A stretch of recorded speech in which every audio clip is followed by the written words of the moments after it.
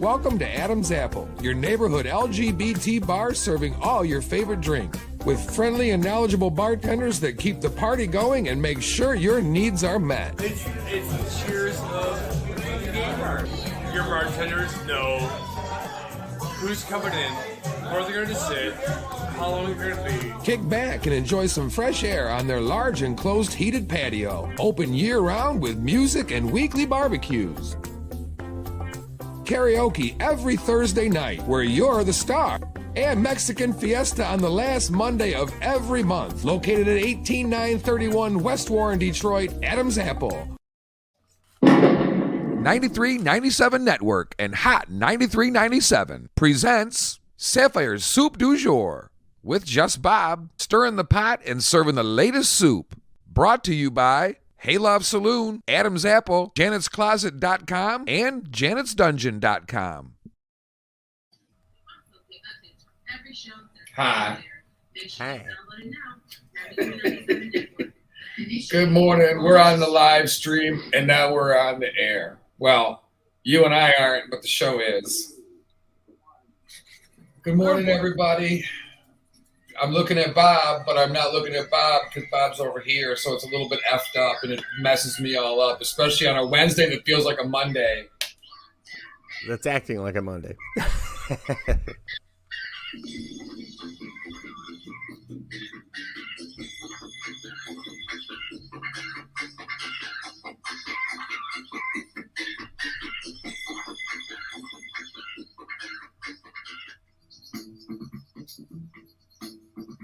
Good morning. Good morning. Good morning.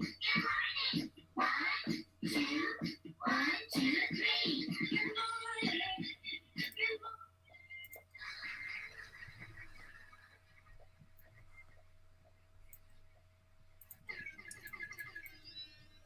Oh, let me get the microphone. Oh, good morning indeed. Happy Wednesday. I was going to say happy Monday. It feels like a Monday, even though it's a Wednesday to me.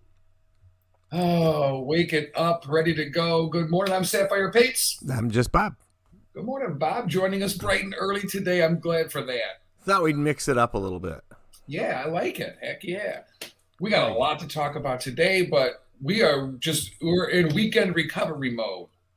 Yes, we are. It's always tough after a holiday. And one of the few that I celebrate the Monday is Memorial Day. Most of them, like if the 4th of July falls on a Monday, I don't celebrate the 4th of July, right? We celebrate our Independence Day, but you do that every day by being able to go on the street and protest or go out to eat for dinner or go do whatever the heck it is you want to go do in this country. Mm-hmm. So that's a good thing. Oh, let's see, make sure we got all of our volumes right. We got the live stream going. Good morning, everybody. Whether you're listening to us on the 93.97 Network app, whether you're listening to us on the .com, the webpage, 9397network.com, or if you're watching this on the live stream broadcast, we thank you. And today is a good day to listen. We have a lot to talk about today and some good stuff. We got some good stuff today. One, we're talking mass shootings, of course, every 16 hours, actually, in America. 11, I was going to say an list of 11 grammatical errors. Get it? An list. The grammar faux pas that really irritate people. That's what we're going to be talking about today. One of our topics. Another topic is LGBT Pride Month. Yay. We are here. I celebrated, I personally celebrate it myself every day. And everybody, whether it's LGBT pride or straight, being proud of yourself for being straight, be proud of yourself for who you are. Right? Mm-hmm. And so we're going to be talking, but the LGBT pride thing, I don't have a ball gag. I don't have a rainbow colored ball gag or anything. I just don't feel it. We'll get you one. But today we're talking specifically about a question. It's a debate about whether or not the corporations of America who are You go to the store now, they're pumping out all the LGBT rainbow pride stuff to purchase. Are they allies, or is it the exploitation of the LGBT community for money? Or is Good it question. a mix of both? Well, that's kind of what the first thing that comes to mind as well. LGBT pride has been around for a while, but it's been getting a lot more recognition. It's been pushed a lot more into the general public. And accepted by the general public more. So when it's made well enough aware and acceptance is achieved, which was the goal, now, okay, got what you want. Now, is it exploitation or is it recognition? You're right. So we're talking about that. The grammar things and drugs. I was watching something the other day and it made me investigate a little bit. We're going to be looking at two specific things, Canada and New York City, and their drug policies and the changes in some of the things that they've made and whether it's good or bad. Right? And then we're going to also start debating in America about illicit drugs. We go, well, you can't do meth because it's bad for you. But yet drinking alcohol, beer is bad for you, but there's also good elements to it, right? Drinking wine is bad for you, but there's good elements to it. Where do we draw the line in America of what's right and wrong? So those are the things we're talking about. But, did you get in the pool at all this weekend? That was what I wanted to know. Did not get in there, but it is opened up. It is functioning. It's looking good. All clean and clear. All clean and clear. It's got Like my a cloaca. little glitchy issue or two with the pump and filter system, but this tends same to as happen. my cloaca. My pump and filter system's a little screwy too. Yeah, it happens every year, but every year we find where it's gone astray and fix it. And nope, looking good. Good. I'm glad to hear it. I didn't barbecue at all, but I did eat some barbecue. I was at the Adam's Apple Monday for their barbecue, and it was amazing as always. Yeah. Always a good time there. Oh, I had a hankering for a hot dog, and I went to the right place. I had 2 wieners in my mouth at once. Look at you. Oh, my Piglet. God. The only problem is it was no relish. I was so hungry, I just ate them both. Go. Like, come here, boys. Dinner time. Come on in. Top Gun. Scary thought. I'm watching the local news the other day, getting ready to do whatever the hell it was I was going to do. They admitted, 2 of the news people, and they're younger, never seen Top Gun, the original 1986 blockbuster movie. Helped change lives of many. The Air Force loved that movie, even though it was a movie about a Navy pilot, right? It didn't matter. The Air Force and the Navy. The Air Force is related to planes. The Navy is related to boats. That's what people think. But au contraire, mon frere, but it was a recruitment tool. Yeah. And now the new one breaks records. And even Johnny Depp is loving it. Because now they got beat by, right? Pirates of the Caribbean was the original one. Hey, Mo, check it in. Let's check in with all these real quick. What's right drinking wise in America is what's right for you, as long as you do it safely and don't drive. Amen. Indeed. I always eat the bubs. Oh, buns.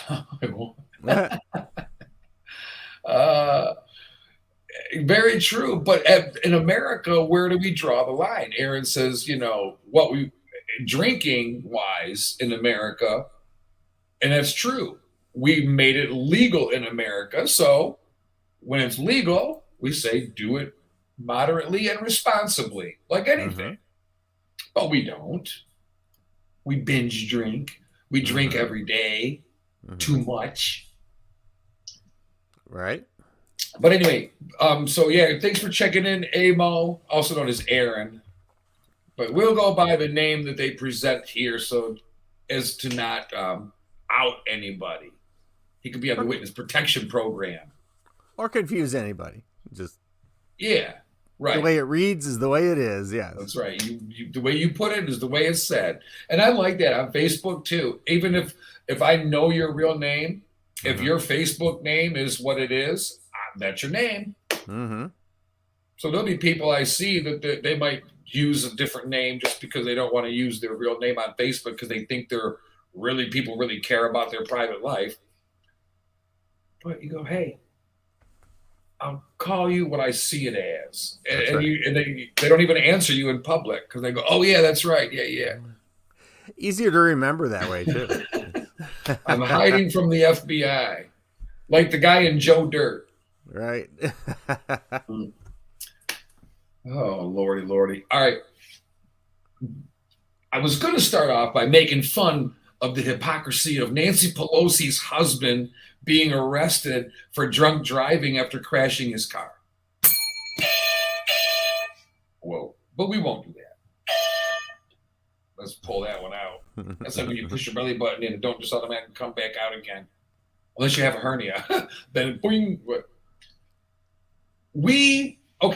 There's a couple of levels to this story. I'm thumbing through CNN, no word of any troubles in Charleston, South Carolina on a Monday night. But then 6 stories down, once I thumbed through the sex scandals, what was the other one? The dirty politics stories, the other trigger stories, I find a mass shooting story that happened last night in Charleston, South Carolina, where 10 were injured and 4 are killed. Downtown Charleston, South Carolina. We called it. Nobody listening to this show, nobody waking up with half a brain in America is surprised that there was a mass shooting yesterday. Mass shootings and school shootings are 2 different entities, although they kind of combine together. Most school shootings are mass shootings, but a school shooting is specifically deranged, right? How could somebody do that? We got an answer for you. He's joining us. He doesn't know he's joining us. It's a video of him. And you're going to hear the audio from it. And we're going to get down to the nitty gritty. You want to talk to somebody? He was almost a school shooter in Denver, Colorado, at the high school that I went to for a year in the 90s. And what happened in Texas brought it all out for him. Hell, here we go. Here, there's no better time than the present.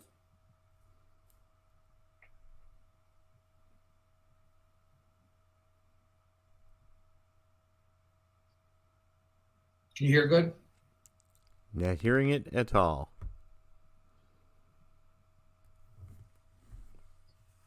But let's try something because I'm not.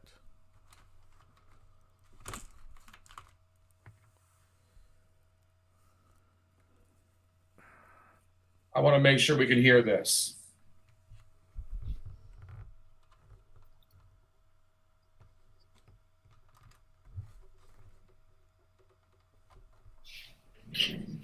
Was the monster a lot? Was told I was worthless. All right, we got it.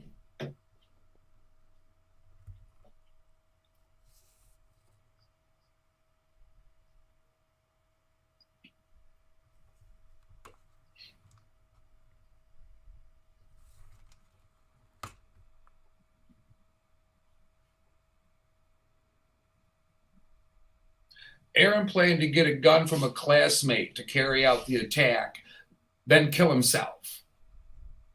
And I'm reading, a few days before the planned shooting, Aaron stopped by his friend's house. Unaware of Aaron's plan, the friend invited him inside, made him a meal, and consoled him. A simple gesture that changed everything. This is going to get sad.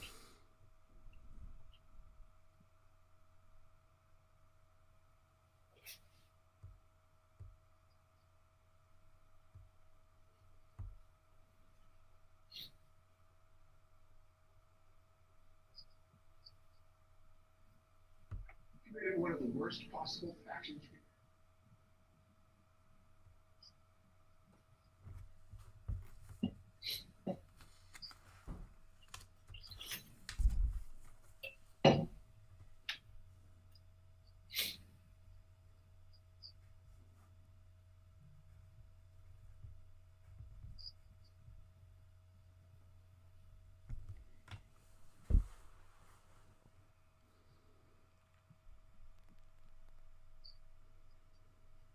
Both sides.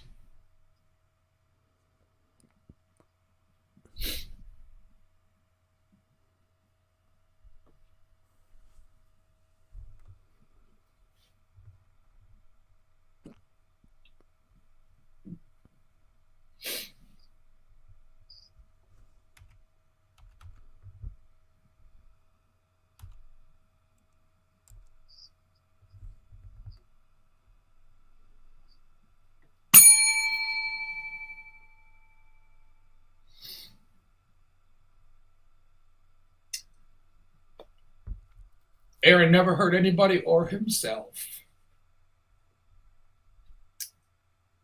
On May 13th, he celebrated his 13th wedding anniversary with his wife and 4 kids. And I'm going to post this video after. Mm-hmm.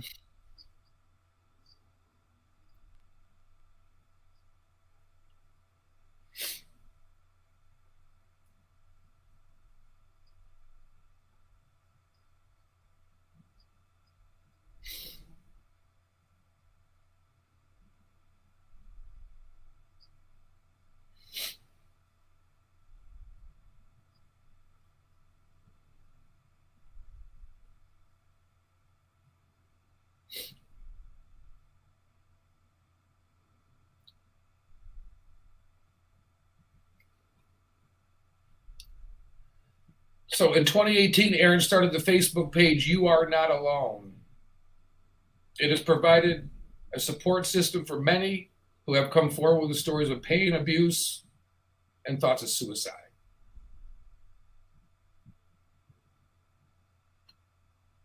It makes sense. What an amazing story Mm-hmm. that really brings to light what is at the stake of it. Pain. How we are raising our kids. Remember we talked before about the homeless guy who said he just wanted to be invisible. Mm-hmm. And we had said how that is not a normal human feeling. Things have happened in your life to make you feel that way. And yeah, speaking of the Aaron's popping in, we are averaging 1.5 mass shootings a day. That is correct. We are actually averaging one every 16 hours. Every 16 hours, we're having a mass shooting. Coming to a grocery store. The high school graduations are being shot up. There was a lady killed in New Orleans yesterday or whatever, the other day. Right. It is the pain. And he says at the bottom of it all, it's a whole generation of kids in pain trying to figure out how to rationalize that pain and deal with it.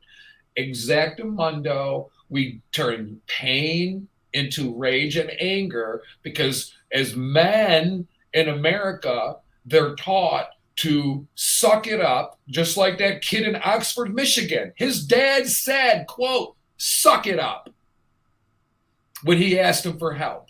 Mm-hmm. Begged for help. In the right ways, help in all capital letters. You know when you're stranded on an island? Because we all get stranded on an island once in our lives, right? And what's the first thing you do? In big letters, you write help. He did that over and over again. A teacher took a picture of it hours before he killed the kids. But who's in jail for it? All the people that witnessed it are affected, but life goes on as different as it might be. Good morning, Greg, checking in. Prayers and comfort for all. Yeah, we need it. Thoughts and prayers for all of us. You get thoughts and prayers. You get thoughts and prayers. There's Oprah handing them out. That's right. So he said some very important words to me that resonated because he kind of gave us a new closing.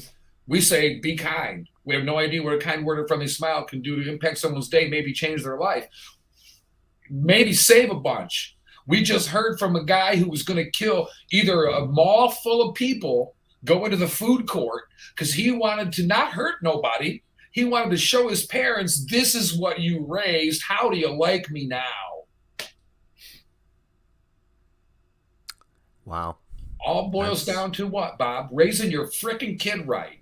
Mm-hmm. And it's not a foolproof thing. Well, no. You could do everything right and your kid could still be an F up.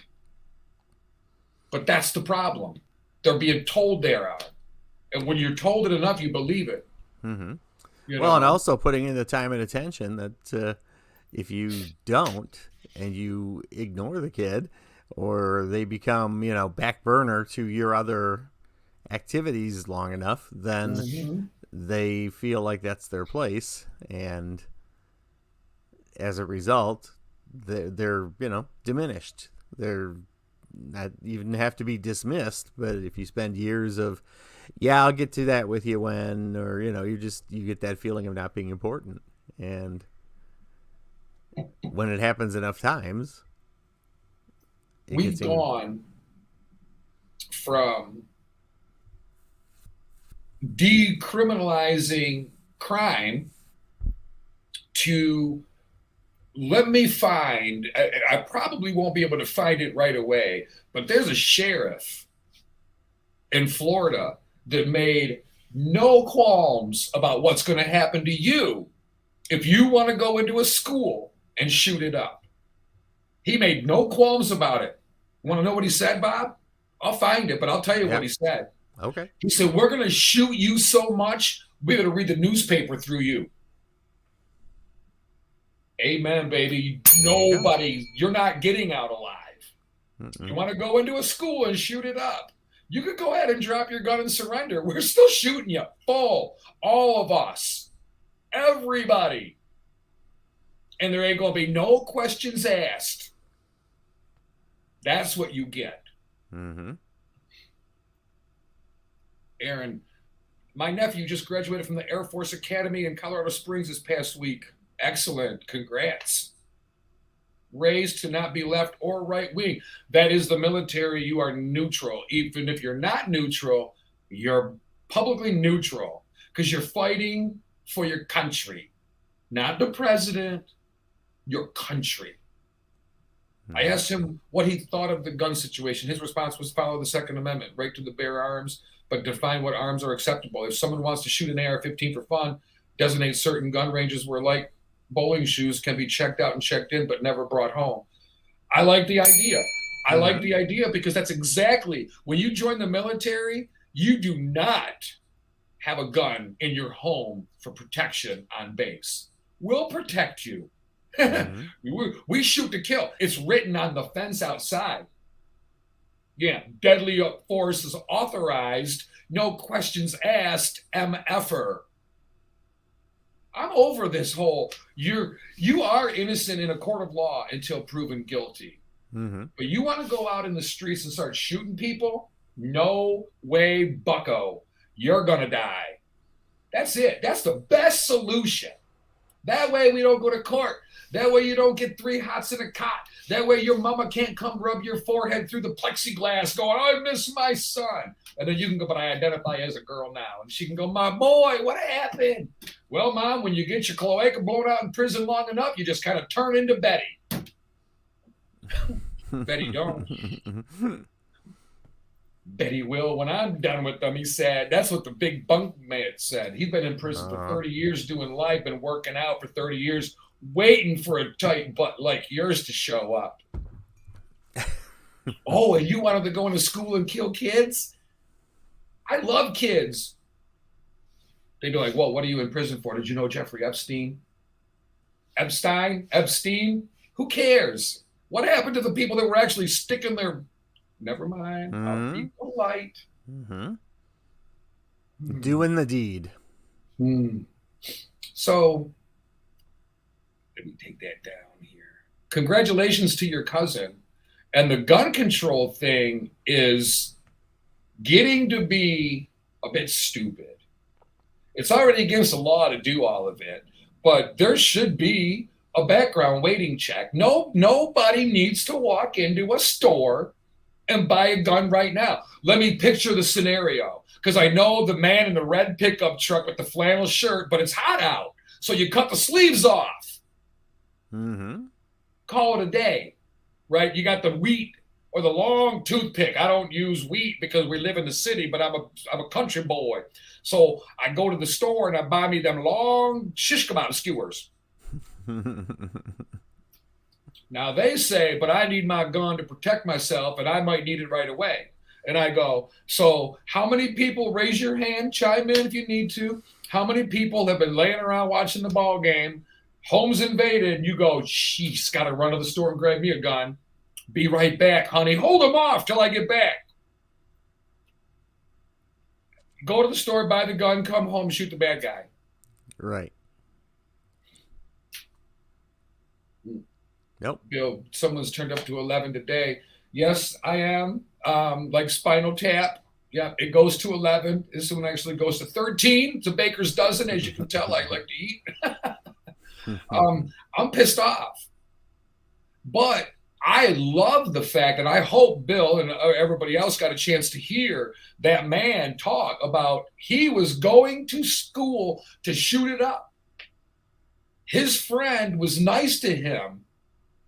Didn't even know about it. Had no idea. Just so happened. And then he thought, you know what? I do have hope. There is hope after all. But if you hang around with the wrong group of people that don't fill your needs in your life, whatever it might be, then these are the avenues you get led down. Right. No, it's totally true. And it's, on the one hand, it's so easy to, if not fix, at least affect for the positive. And yet it seems to be so difficult to get it done. Mm-hmm. Very strange. That's why I wonder what will happen with the gun control and status of it all when it's done. What kind of, quote, compromises are made that everybody we have to with. Demand common sense. The only thing I can think of that helps work, first of all, 21 should be the legal age to own a gun. And if your dad buys you a gun, no, Mary Jane, your dad bought him a gun. There's nobody, you cannot gift a gun in America in 2022. My opinion, you cannot gift a gun. You want to buy a gun, you go get it. Mm-hmm. I have to show up to get my driver's license. I can't have you run down to get it for me. Right. So we need extra. You need to pass certain classes to own a gun. You have to go through training, just like you do to get a license to drive. They're more deadly because car accidents happen more often, but less people die than guns.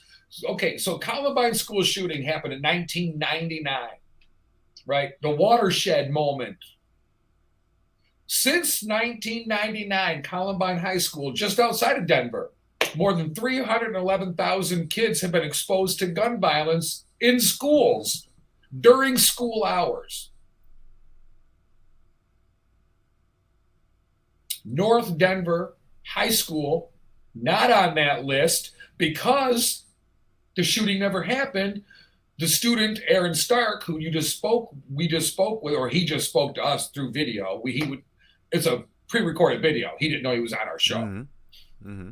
He did not choose to act on his rage against the world. If you missed the video, I'm going to put it on our Facebook page in a little bit, on all of our social media. He says it wasn't about hurting the kids. How could you go into a school and hurt the kids? It wasn't about hurting the kids. It was about the damage done to show his parents, look what you created. Here's what a monster you created. Mm-hmm. Goes back a lot to the parents. Sure. I was in 1996, high school kid, depressed, homeless, grown up in a really dark and violent family, And I internalized that. I was told I was the monster. I was told I was worthless. I was told I was nothing. And when you're told that enough, you try to be the best monster you can be. What a terrible life. What a terrible way to bring someone into the world. Mm-hmm. Why go through all that pain? As a woman, why go through all that pain just to fail your child? True. So he first shared his story in 2018 when he wrote an open letter that said, I was almost a school shooter. There's some criminality to that almost, it seems like. It's like, oh, are you sure you want to admit that? And he was like, yeah. I need people to understand what is going on, because it blew me away when I read that this morning. And I listened to the video and I sat here in tears, and I listened to it again with you guys, and I'm in tears again about it. Mm-hmm. That's the cold hard reality of this whole issue. Mm-hmm. These people, we villainize them. We're a school shooter. Now we're not even saying their name, right? Name the school shooters now. You can't. We've gone, no, we're not giving them the 15 minutes of fame. Guess what I'm finding out, Bob? They don't want 15 minutes of fame. They want freaking help. Mm-hmm. Help. But they're not getting it. And for some of them, the help is too late. True. Now you got to disarm them so they can't do these things. Mm-hmm.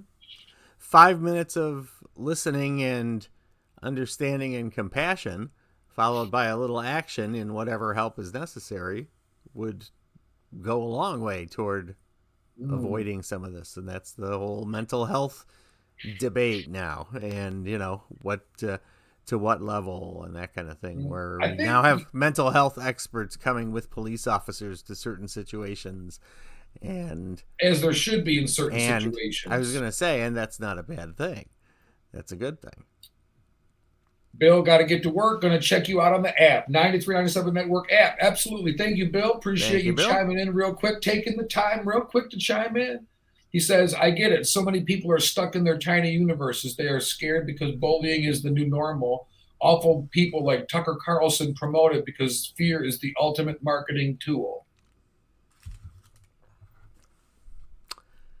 I mean, both sides do it to me, but yeah. I don't actually care too much for Tucker Carlson. I don't feel I watch the news for news, and he's given opinion, right? So I don't listen to him. But I did make a cartoon character that looks just like him. His name, Rucker Perlson.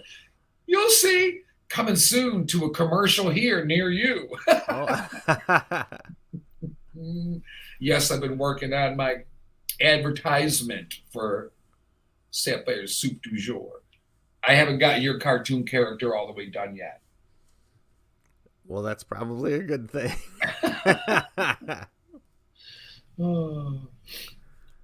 So this young man, Aaron Stark, thinking about going to shoot up a school or a mall food court just so he could show his parents what a monster they created.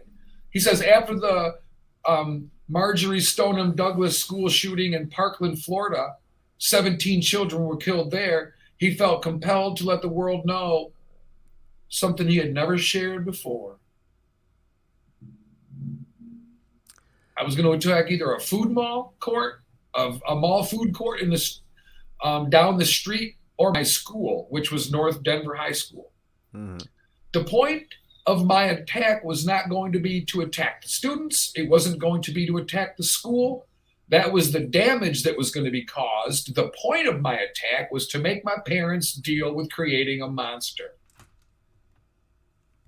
So yeah, we're absolutely right. They're not in their right mind. We cannot possibly understand. Right. Which just further proves the case for a different course of action. I mean, we've been doing the same thing and getting the same result, that cliche about how dumb that is, and to have the different expectation over this when we're not changing how we're handling it. It's equally so dumb. Yeah. It's so important. My parents were not the greatest parents in the world. We weren't the Cleavers. My dad had a severe drinking problem. My mother didn't, back in the day, you couldn't say anything. She didn't work. What was she going to do? You couldn't give them an ultimatum. What are you going to do? Take your kids and move to the shelter? So it was a different time and a different age. And he wasn't a bad dad, but I'll tell you what, they gave us a lot of attention and they did a lot with us. And we never, when I was 17, Aaron Stark says after years of being bullied in school and abuse at home, he had no safe place, right? You had no safe place. Some people, the home isn't safe. It's supposed to be. So the kids go, I got a safe place. I can go to school every day. My gosh, my solace. But then you're getting bullied there too. So now you have nowhere to turn. You're 17 years old. Now he's going, I'm a homeless kid. I was 17 years old planning my future, dating, working, had my plans for life, going in the Air Force and all these things. He planned to get a gun from a classmate, bring it to school, kill as many people as he could before he killed himself. How the hell do you do that? To get to that mental place, obviously took some time, and the negative reinforcement, the lack of overall attention, which indirectly then I guess affects or brings up the question of you go back to the abortion debate. If you don't feel like, you're going to be a fit parent to raise a child, then do you bring that person into the world? And I'm not taking a side either way here, but it makes you think. If you can't, if you know that you're not, either you come from a family that's like that and you don't know that you can handle at least providing attention and support for a kid that you bring into the world, then that's another whole question. But then don't get pregnant. I can't stand by anything other than don't get pregnant. But I know it's not foolproof. Nothing is. I'm not saying ban abortion. Abortion should be legal. Let the woman choose. Let's teach our women to value the human body and the human life. Sure. Their human body should be valued. Men should not be deciding what happens to a woman's body. We know that. True. Well, we don't know that. I feel that. So Aaron Stark builds himself up on this ledge, right? And the world is crashing in on him. But the shooting never happens because only a day or two before the attack was set to take place, it was planned. He was doing it. He was probably waiting for the next insult. He was probably waiting for the next moment of hopelessness, right? He stops by the home of a good friend who has no idea Aaron's planning to murder a bunch of people and kill himself, invites him in for a meal after seeing he's in bad shape, right? He's like, something's wrong. So he gives him a meal. They console him, talk, he says, look, you're a good kid. These words, you're a good kid in a bad world. And that changed everything for Aaron Stark. And probably thousands of other people in the ripple effect. Because every kid that dies in that school, another kid sees it. Now that kid's affected, which affects his whole family.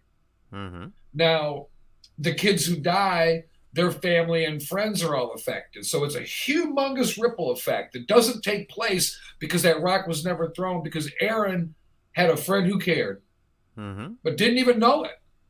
You have no idea. You're standing in line at the grocery store. You look over to somebody. You don't even realize what's going on in their life. And you just go, I can't believe these long lines. It's crazy. My God, I know. Have a good day, And you don't even think anything of it. You don't even remember what they look like. You don't remember anything about it.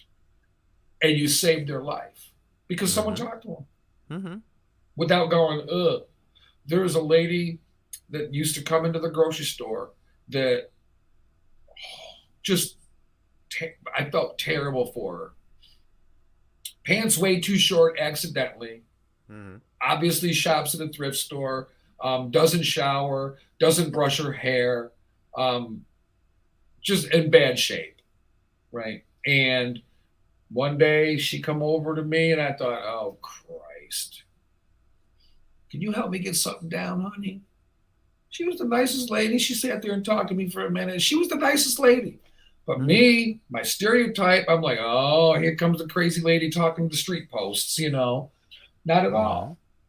And maybe, just maybe, even though they may not look like they're falling apart, maybe it's a dude in a three-piece suit driving a Beamer, speeding. We don't know why. I look down my nose at speeders. I think, what's wrong with you? What are you doing? You know, speaking of what are you doing? What are we doing? It's 7:42. It's funny you mentioned that because I was going to say, well, we're overdue to take a minute or two here. Take a little break. All right, we're going to take a quick break, get you to some music for the Wednesday morning. When we get back, we got a lot more to talk about. We're covering the school shooter that never was, the mass shootings in the country that we're not even going to go into all that, but this story had to be told. We got a lot more coming up. We got Canada and New York on drugs. We're going to talk about that, whether it's good or bad. And then America, how do you handle it, right? What's good for one ain't good for another. Mm-hmm. All right, you're listening to Sapphire'S Soup du Jour on Hot 93.97. We'll be right back.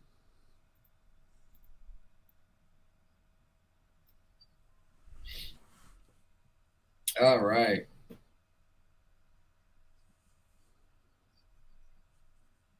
$8:03. All right. And I'm good till 8:30. So I have to scoot at 8:30. Huh? I said I have to scoot at 8:30, so we'll get another break in before. Okay. Sounds good. Yep, 8:03. I'll post it up here. We'll be back at 8:03. All right. Yeah. I'll tell you, man, I hope you guys saw that video. I'll post it on my page. Amazing. Like to feel that way is just terrible. And I couldn't imagine. Now what did I do? Where'd it go? Oh, it's one of this from over here. Let me try to figure it out real quick. Oh, right here, Facebook.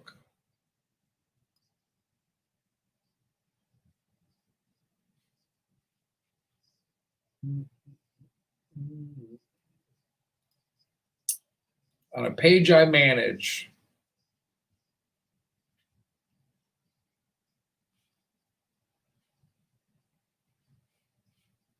Okay, post. It's up there.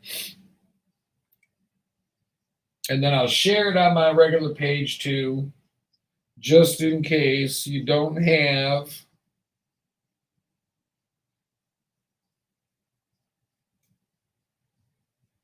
Soup du Jour. For whatever reason, you would not have my Soup du Jour page. Just in case you don't have. See? Posts.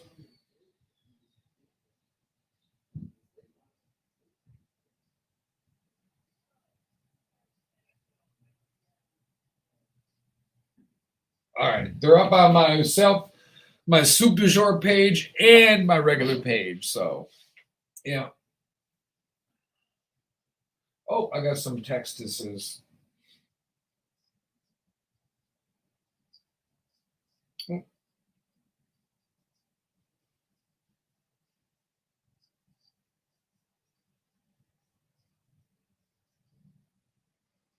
Rough night last night. Didn't go to bed till 11. Katie's not feeling good.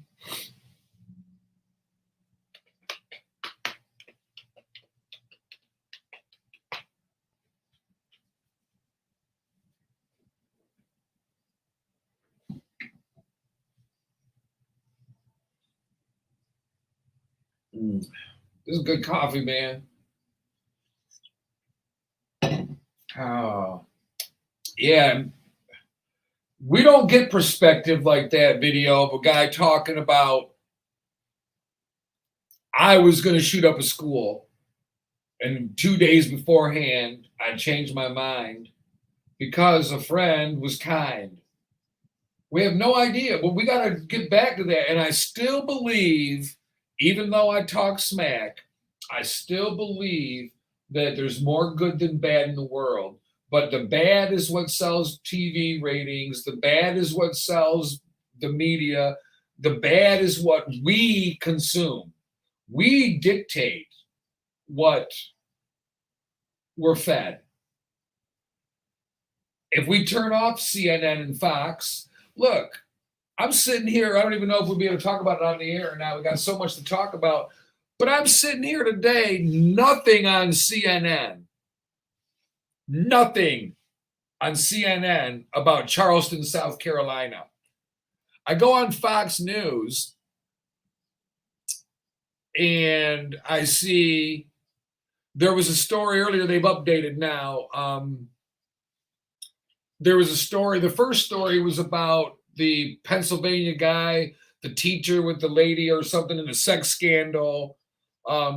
There was the Kentucky doctor accused of plotting to have her ex killed.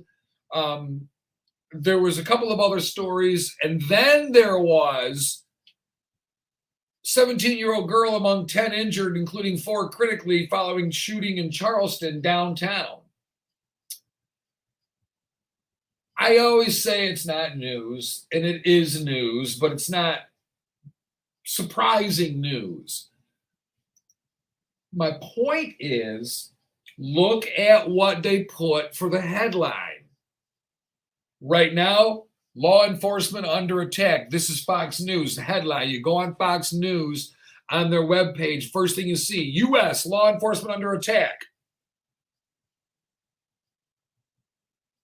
They have been, and it's ridiculous. But in this case, they're under attack for public outcry.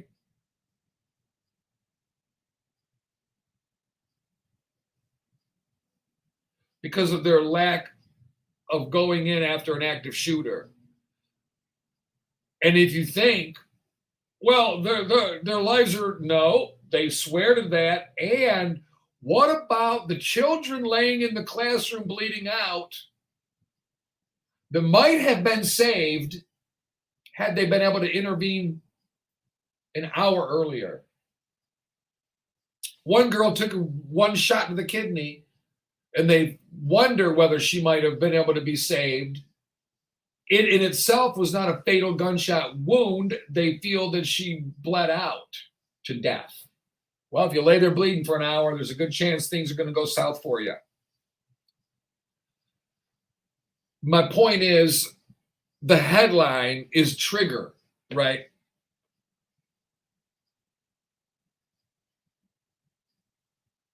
They're all important.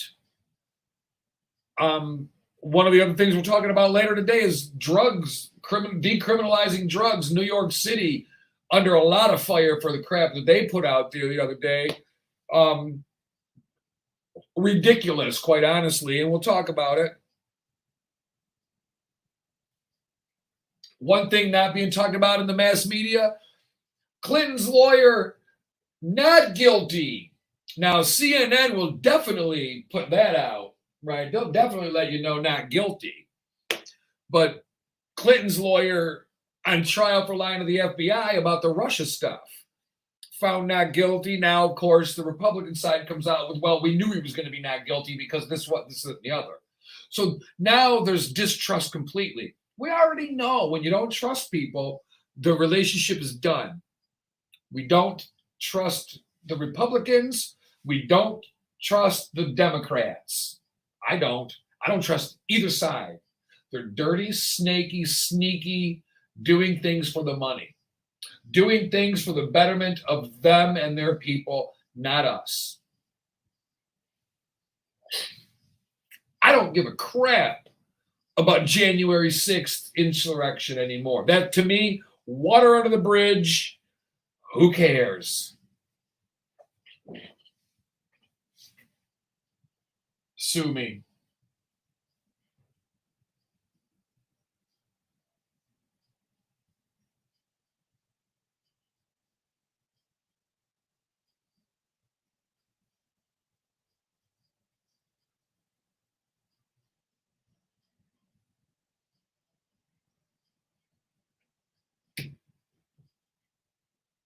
But we're so worried about all these things, you know, and it's like we washed our hands of finding out who was actually banging the teenagers that Ghislaine Maxwell was convicted of trafficking. Were they all just for Jeffrey? No. So looking at the headlines of Fox, you see a lot of trigger stories. CNN. Oh, just updated. Let's see. Trump's 2016 election conspiracy theory just took a big hit. Woman gored by, we're going to be talking about this, another dumb, sad, but come on, bitch. A woman gored and tossed by a bison after approaching it in Yellowstone Park. Fucking stupid, man. I'm sorry to say it, but you got to be freaking stupid. Oh, I'll just sneak up on it. You dumbass, you're part of the freaking food chain. You dumb shit. Kills me. It's like, what is wrong? Stupid people win stupid prizes.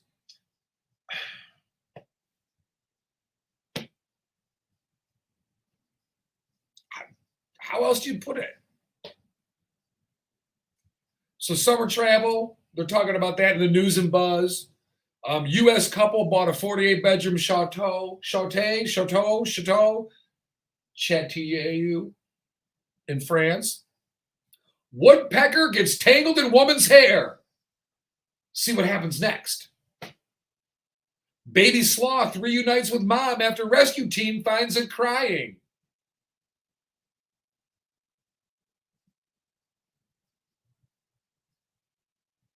Yeah, these are CNN, News and Buzz. China has the power to take Taiwan, but it would cost an extremely bloody price. Bloody price? Bloody for who? The leaders are not going to get bloody. The children of the poor will get bloody. In the words of System of a Down, why do they always send the poor? Why do they always send the poor? Why do they always send the poor? The end. Indian singer KK dies. Suitcase murder. Ooh, that's worth clicking. Suitcase murder.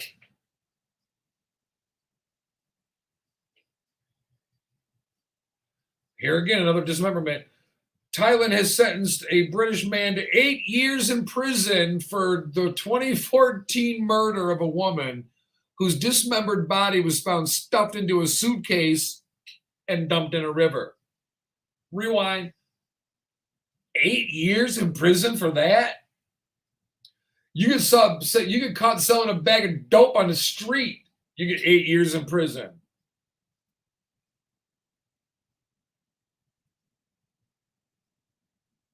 So Shane Kenneth Looker admitted to killing Laksami Manaka, 27, after meeting her at a bar in November.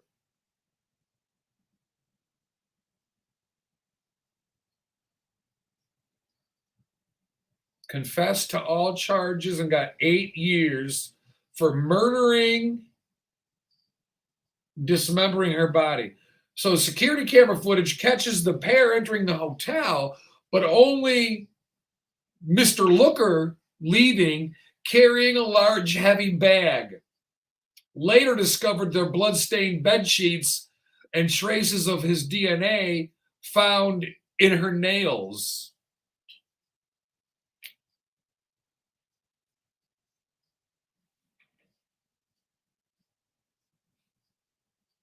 Unbelievable, man.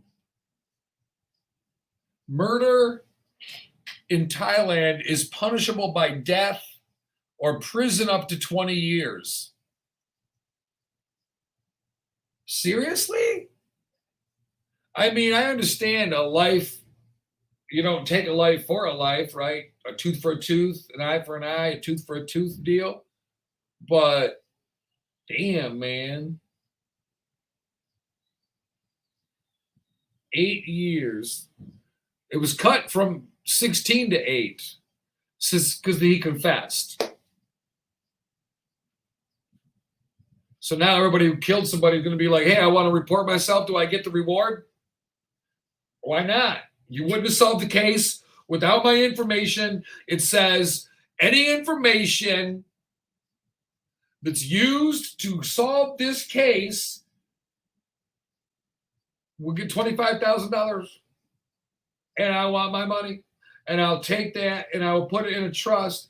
And then when I get out in 8 years, run me my money.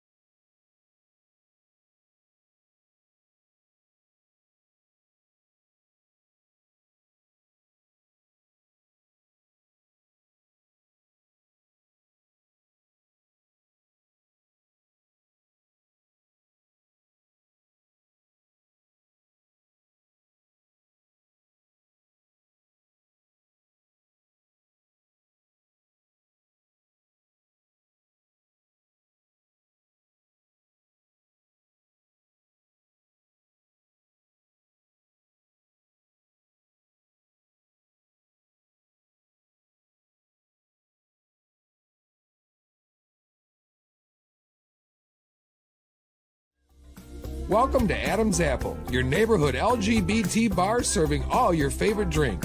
With friendly and knowledgeable bartenders that keep the party going and make sure your needs are met. It's the cheers of the gay bar.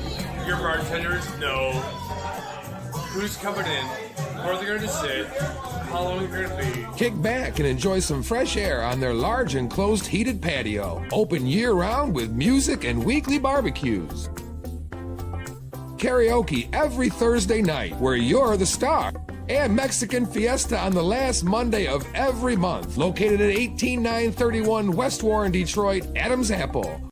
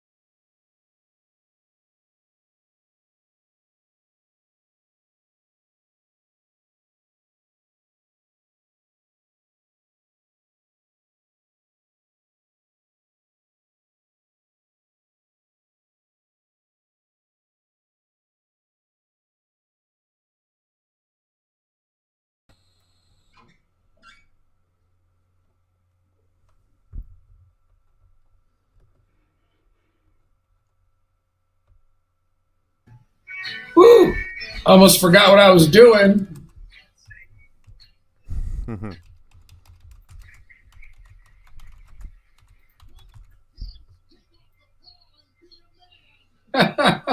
Shut up, Dad. Oh my God, we're back. Happy Pride Month. Yay. Let's have a parade. Do you have your rainbow colored butt plug in by chance, Bob? Have you Could gone we to be, your local major corporation to buy all your rainbow flag stuff they put out in June for profit? Is it profit or is it acceptance and availability as a result of acceptance? It's a good question. Or is it both? Here we go. I was wondering why I could barely hear you. Turn me up. There you go. All right. Pride Month. You know, people go, why do you need Pride Month? Well, there is that. Because you don't get beat up in the street for being straight. You get beat up in the street for being stupid and straight. Or having a big mouth. See, we need one of those, like, you know how, like, the Ellen show, even though Ellen's gay, she had the gay guy on there that was all ditzy, who acted silly. Right. And the night talk shows, all these shows like they have on that silly homo, right, to do all these dumb things on location. We need a bike driving, woman beating, woman banging. I don't beat her unless she don't listen well. See, type of guy. Hell, throw in a little hint of racism in there too. We need him. The guy that wears the flannel shirt in July, but he cuts off the sleeves and puts on his biker gang affiliation vest with it. And walks around and goes with his big belly. I can't figure out why I'm sweating bullets. Must be because I'm so tough. No, it's because you're so fat. There's that. That's where it's at. Now we're just stereotyping a little, but to make a point, yes. Yeah. That's what we need. We need him so that we can put him on location and get points of view from people like him. Good morning, Ty, checking in. Ty's Takes checking in this morning. They're going live for LGBT Pride in Ferndale, Michigan this Saturday afternoon. Yeah. That'll be fun. Oh, yeah. Yeah. So be sure to check out Ty's Takes if you haven't already done so. It's on Saturday afternoons right here on 9397 Network. He'll be live broadcasting from the Elks Club, I believe. In Ferndale, which is a wonderful community. LGBT Pride Month. Let me say something real quick. And I am by no means telling you how to live. But think about something for me for a minute, if you will. There's a gay pride parade for most cities, and then there's the festivals after, right? Remember something. We should all be able to look and act and feel how we feel. No questions asked. But also remember the repercussions and the consequence of action. There are many, many people that are completely unknowing of the LGBT community. Yeah, they know stuff. Oh, yeah, but a guy I work with, his buddies. I know a guy, my buddy, his daughter's gay or something. We all know somebody who's gay. You may not know you know them, but you do. You do. You work with 1 in 20 men are gay statistically, and you work with 30 guys on that Ford production line or GM production line or whatever. Look around, guys. One of you is a pole smoker. Maybe two. Okay. Maybe two. Who knows? Maybe two. If you can nail down who it is, you can go to the bathroom on break together. Nothing like a good 69 on lunch. Lay's Donuts coming back to work like, guys. Fix your face, huh? Come on, please. Come on, man. Oh, yeah, Dunkin' Donuts. Yeah, that was it. So remember this, and this is just my opinion. There's many people waking up that have no idea about the gay community, the LGBT lifestyle. They don't care. They're not against it. They don't care either way. They wake up on a Sunday morning in June. They get their coffee. Kids are running around the house in their nightgowns and stuff. They're little. They don't need to know what's going on in the world, right? You turn on the news and you see what? First of all, break it down easy. The news always puts on the craziest son of a bitch. When you watch the news, no normal person goes, put me on camera, I'll speak. Doesn't happen. Right? So you're watching the news. You already know the news goes for the people they don't want to waste time setting up an interview. They're going right to the craziest looking people. So we're sitting here on a Sunday morning with no knowledge at all of the LGBT community, and the camera pans to the homos with the ball gags and their things hanging out. They got banana hammocks and ball gags and a leather vest on. And they're going, this looks like they're mentally deranged. Because you're seeing the Pride Festival. And I go, you could understand why somebody who doesn't have any idea about it at all would go, what the beep is this? Right. What happened to my TV? Yeah, I don't care if you're gay, but you got to run around with a rainbow. We literally, listen, people, the gay community, look it up. We have butt plugs with feathers sticking out of it so people can see it. Okay? Just saying. Not something Mr. and Mrs. Johnson, well, bad choice of words. Bad choice. Mr. and Mrs. Smith don't need to see that with their children on Sunday morning. Well, Sapphire, that's not true because we should be able to be ourselves. Absolutely. If you want to look like a deranged maniac with a unicorn horn butt plug sticking out of your ass, go for it. However, it makes us all look crazy. Well, and don't be surprised if people laugh at you. Yeah. I know. What are you laughing at? Have you looked in the mirror lately, kid? Right. But I feel like this. There's a place for this. The festival is not it. The Pride Parade is where you get all done crazy. But then each and every one of us, whether you're L, G, B, T, or any other one you identify as that I don't use, that covers the gamut for me. But I understand there's non-binary, there's this, that, and the other. I get it, whatever. But for me, it's LGBT. If you say I'm LGBT, you're one of them, right? Lesbian, gay, bi, or trans. But if you're straight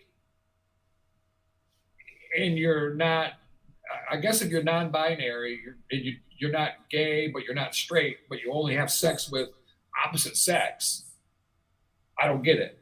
But there's a point where the nuance gets so overly defined, I think, that because if you're not gay, if you're not bi, and you're not trans, because the gay is lesbian. Lesbians are gay people, right? So in Detroit, we're weird.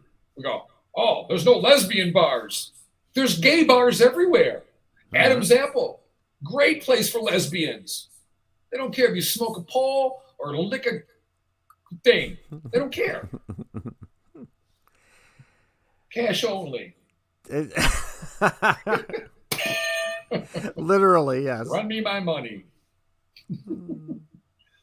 But the thing is, we go, to me, my opinion, we know we're showcasing ourselves to the world, locally and the world to see.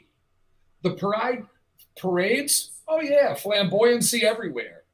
But to be dressed inappropriately, in my opinion, inappropriately at a festival means thongs, banana hammocks.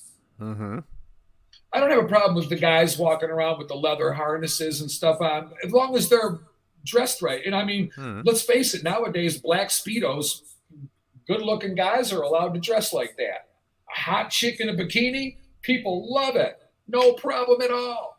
But the minute big girl gets in a two-piece, oh, but she should dress properly.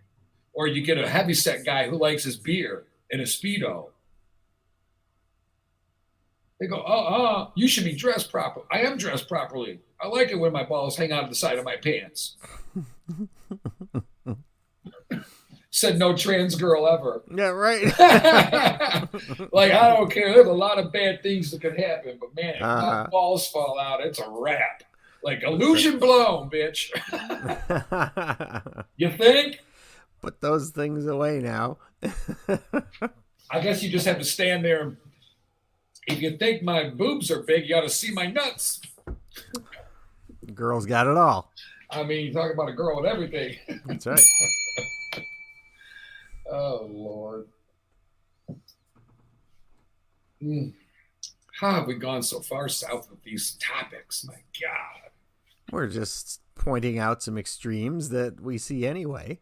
And everybody, no matter what their persuasion or makeup or where they come from, etc., always you see celebrations like that, and you always tend to see the extreme, the more... Yes.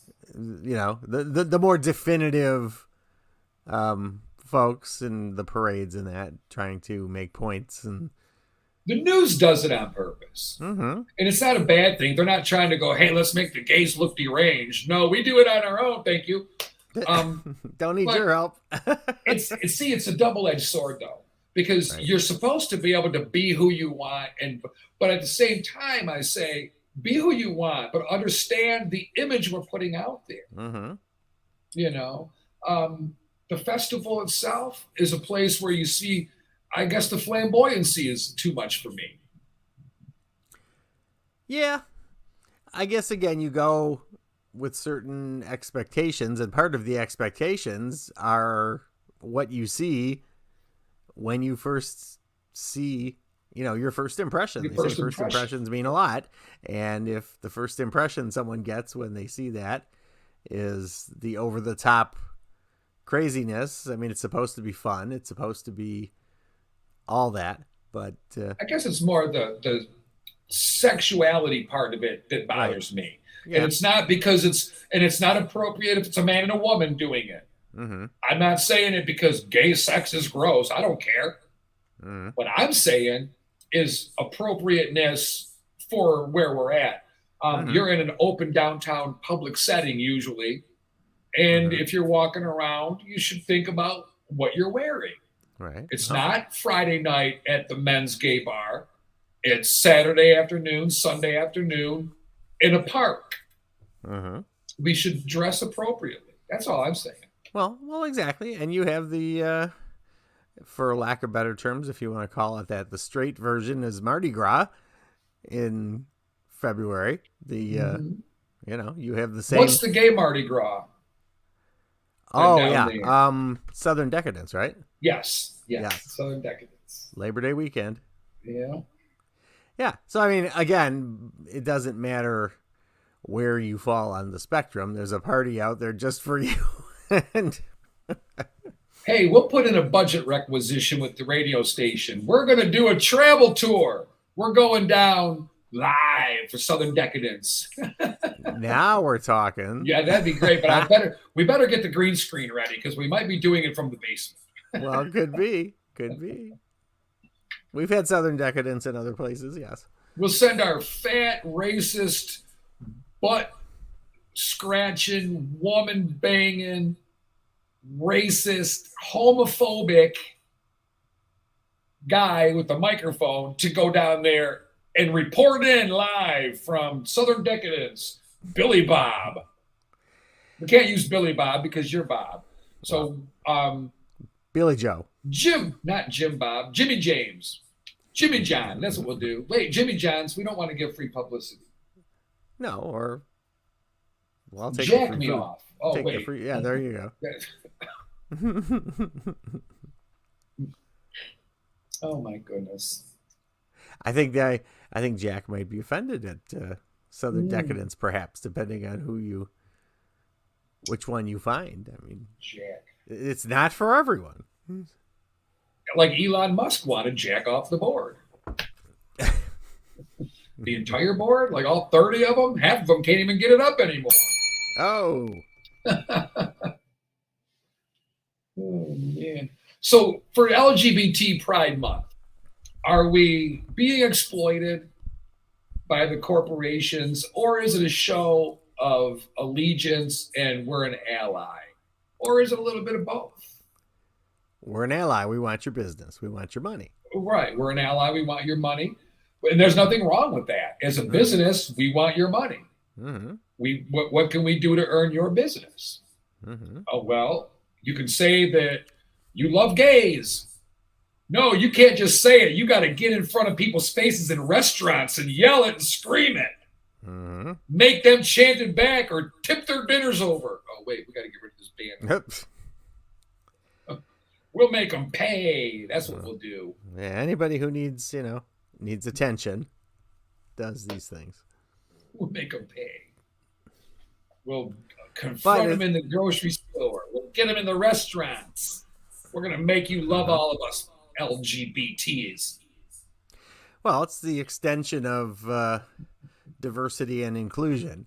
I mean, you can take anything so far, and there's going to be so many splinter groups. I mean, even within Pride and the community, there's various groups. And now, how far do you subdivide? How far before you feel personally recognized as this fits in for you? You can't be part of the rest of the group. You have to be your own special group. And Diversity how many special and groups? Inclusion in the workplace. Mm-hmm. I don't know how I feel about it. Without going into too far detail, I'm overhearing a training course for a company. It was adolescently ridiculous listening to the way they presented it. And I don't know if it was the information or the way it was being presented, but they were preaching to people. And I'm thinking, your diversity and inclusion, and they were so proud of themselves because they were going to allow people to put their pronouns on their name badges. Why do we need to even do that? If you just have your name on there, that's who you are.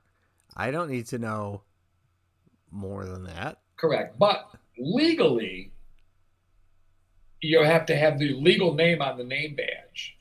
Okay. So if you're transgender and haven't done a name change, okay, then you have a problem. Most companies will use your legal name on the name badge, mm-hmm. and then you can use a nickname or something. Yeah. Some companies will let you use use a nickname. Right. I say, who cares? But if you start letting people use nicknames, you're going to get the nickname guy. Oh, yeah, my nickname is, something offensive or something gross. Yeah. Snot liquor. Just call me Long John, yeah. Right. And it's like, well, you're letting Mary be Mark. You're letting Mark be Mary. Why can't I be Booger Picker Eater? Because you are a bus boy at a restaurant. That's right. You're the server, jackass. You're walking out with food in your hands. We don't need booger nose picker on your name tag. Time and place. Know who you're with, around and when, and act right. But what's right? What's right for one is not right for another. Well, then this is where we get into all the crazy talk, because we're not allowed to have standards anymore. We're not allowed to have any kind of expectations. You can have standards. Anymore. You just got to lower them. Well, lower them down so everybody can fit over them. But it has to be everybody, because anybody could be offended by whatever standard you put in place. So, very true. So how silly are we going to get here? I guess spin the wheels all day long trying to figure all that out. Right. So when we're talking about profits for corporations, how can you decide yourself? Is this company really an ally, or am I walking by their little corner section of LGBT stuff just to make $1? There's ways to tell. Are there transgender people working there? Can you tell? Most of the times you can. Are there gay people? Most of the times you can tell. Gay people love to show their pride year round. They'll be rainbow sticker on their name tag. There might be the Mhm. pronouns. Doesn't mean they're gay, but good identifiers. Mm-hmm. You know? True. But Yeah, I mean, it's got to go. You can analyze it. It's got to go beyond just the month and the money making. I mean, what happens the rest of the time? Are they involved in the communities, helping in some way? Are they, how conscious are they, like you say, of hiring and of right. general inclusion? And that's probably a bigger telltale. Not only hiring, treatment of hiree, treatment of employee. That's very important. Mm-hmm. How do they treat you? Are they hiring you because they can't not hire you? Or are they hiring you because they truly value what you can bring to the table? Right. Have they not hit their EEO numbers for the month, so they have to now change the pool of applicants and change the dynamics? And then isn't that discrimination against the others? And you can find, you can find a counteraction and a counter complaint to anything. Yes. Treatment is everything. Mm-hmm. And we talked about it this morning with that one first, Aaron Stark, the first story we did today about the shooter who wasn't. Mm-hmm. It was good treatment that saved his life and multiple others, but also add this in. He's a happily married father of 4. Mm-hmm. So another good family unit. Now their kids, his kids are going to see that video. Mm-hmm. Their kid wouldn't be here. The mother, the lady would have married somebody else, more than likely, or maybe never found love. Maybe never. Who knows? More than likely, you'd settle for somebody, though, right? If we can't find love, we'll find a warm body to put something in, or let him put it in us. It's the way we do it. The feelings of the moment, yes. Yeah, I mean, we got to have somebody. Nobody wants to be alone. Mm-hmm. Oh, I'm gonna let that roll. You got to leave at 8:30. You say? Yep. Right. Yep. In a few minutes. Yeah. Good. But, we'll go to break then. So. Yeah. Interesting. Interesting topic as always. And again, there's no. You can say there's no right or wrong. You can say there's, it's something for everyone. But there, in my opinion, at least in my mental world, there's got to be some sort of a standard. There's got to be some sort of an expectation. It doesn't have to be huge or high, but there needs to be something to kind of set the mark, the base for general public acceptable behavior. What you do in private and what you do elsewhere is your own thing, and that's fine. But this is not how we do it in, out on Main Street, USA. This is not how we play, I know. And although it's pretty much isolated, I don't see a lot of hate, thankfully. Right. But there is an incident. I get laughed at every time I see this individual, and to the point where I'm about to say something, and I will not be nice about it when I finally say something. Mm-hmm. So, but every time I walk by this person, they chuckle and giggle. And when I look at them, they have a lot to be giggled about as well. Sure. So I'm going to remind them of that. But first, I'm going to try a different approach. I'm going to tell them first, when I know it won't work, I'm going to go, nobody likes being laughed at and made fun of every time they walk by somebody. You should consider your character before you do that. Mm-hmm. And then he'll laugh and giggle. Instead of punching him right in the throat, then I'll tell him about himself. And I'll go, oh, but since we are now doing the insult thing, you fat, no good for nothing, stinky, I can smell your butt crack from here. The last woman you got is floating down the river, an inflatable real doll. Not even a real doll. It's the picture I posted the other day. Right. Her sister. Yeah. That's the best piece of ass you've ever had. And you had to blow it up before you took it. And you're laughing at me. You don't wipe your ass. You live at home. Your mom buys your toilet paper. Mm-hmm. And you don't use it because you want to save your mom money so she don't kick you out. Mm-hmm. And you're laughing at me. Okay. See, I get mean. No. Sometimes it's called for. You can be patient for so long. You can give people benefit of the doubt for so long. And when they've proven themselves enough times. Mm-hmm. And I'm not supposed to make fun of people. Mm-hmm. But I'm not mad at Donald Trump for doing it, so I guess I can. It's not hypocritical of me. I laughed at his jokes. No. I'm just kidding. All right. You got to go? Are we good? Or Yeah, I'm going to slide at this point. all right. Well, we're going to go to break then. So, Bob, say goodbye to all of our listeners real quick. Goodbye to everyone. Have a wonderful day. Enjoy. We'll catch you Friday morning. Absolutely. I All right, will. Enjoy. Stick around with Sapphire. She'll keep things lit up here. Oh, for you. and we've got plenty left to talk about. Believe I'm you me. sure. All right, we're going to break, everybody. We'll be right back. You're listening to Sapphire's Soup du Jour on Hot 93.97. How do we do this? Well, first you start with, go there. I swear we're going to break, I promise. We're trying. All right. All right, Bob, have a good day. You too, Sapphire. I will catch up with you later. Sounds good. All right. All right, bye-bye. Bye-bye.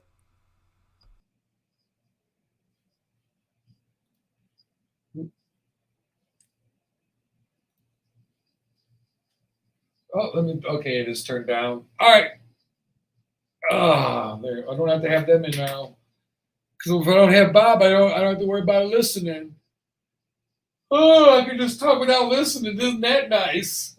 To talk without listening. Scary proposition. A lot of people do that nowadays. Oh, look at that. I log on to Facebook. Well, I don't log on to Facebook. It's always on.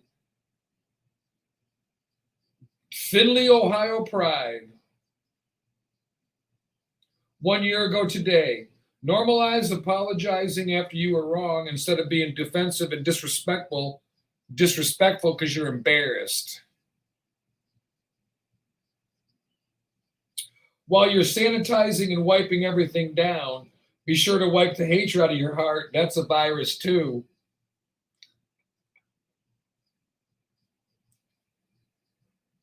Huge shout out to Spectrum and Ben Hippensteel, rest in peace, Ben, for having me today for Findlay, Ohio Pride.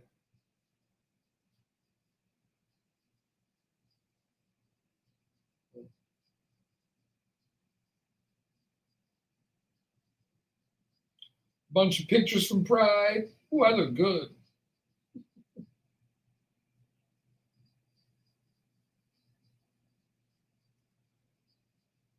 Oh, perfect for today's world, especially after the story today. Just because your pain is understandable does not mean your behavior is acceptable.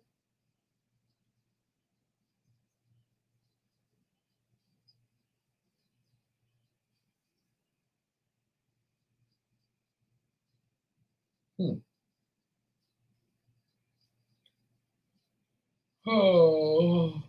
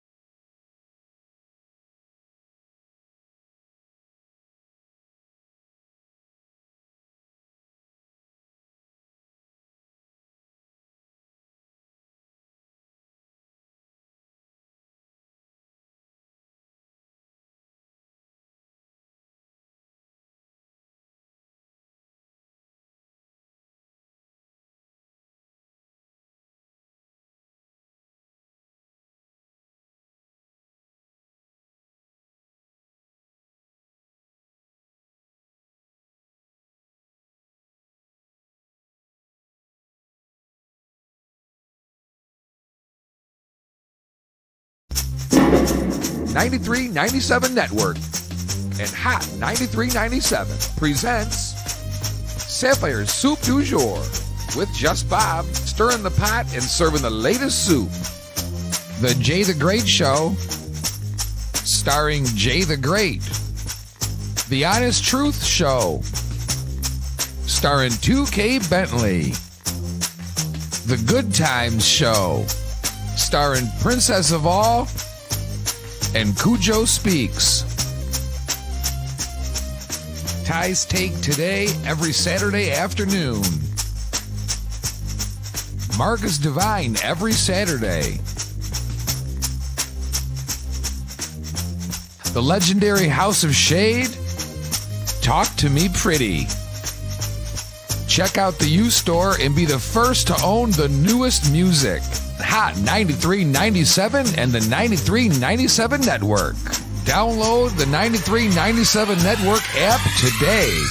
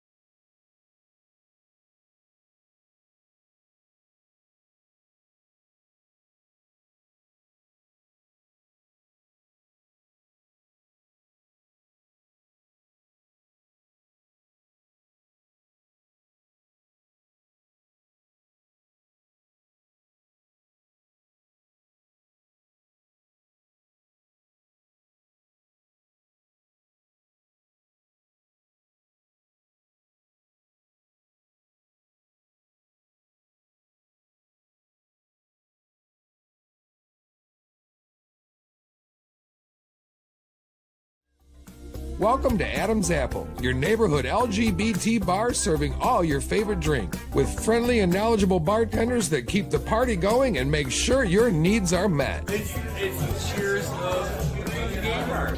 Your bartenders know who's coming in, where they're going to sit, how long you're going to be. Kick back and enjoy some fresh air on their large enclosed heated patio, open year-round with music and weekly barbecues. Karaoke every Thursday night where you're the star. And Mexican Fiesta on the last Monday of every month. Located at 18931 West Warren, Detroit, Adam's Apple.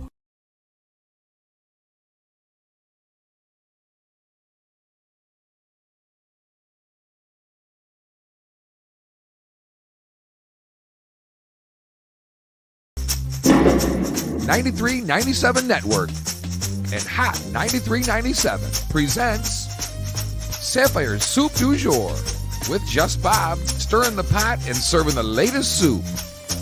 The Jay the Great Show, starring Jay the Great. The Honest Truth Show,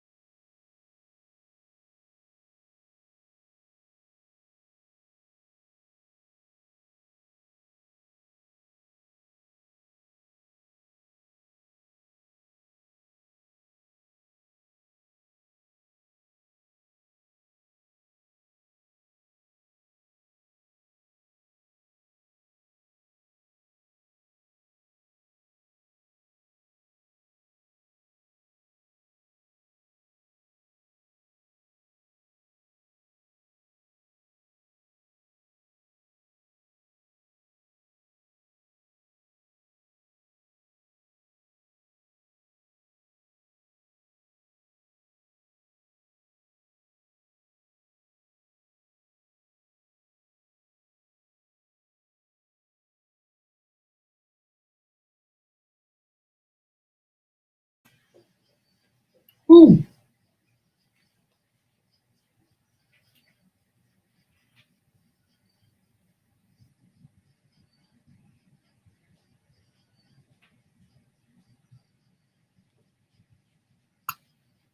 Oops.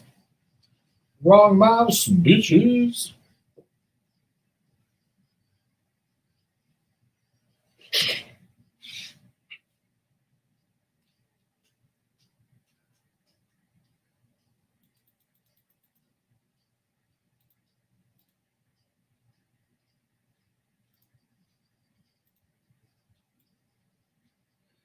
All right, back. Happy Wednesday. Hump Day, as you people like to call it.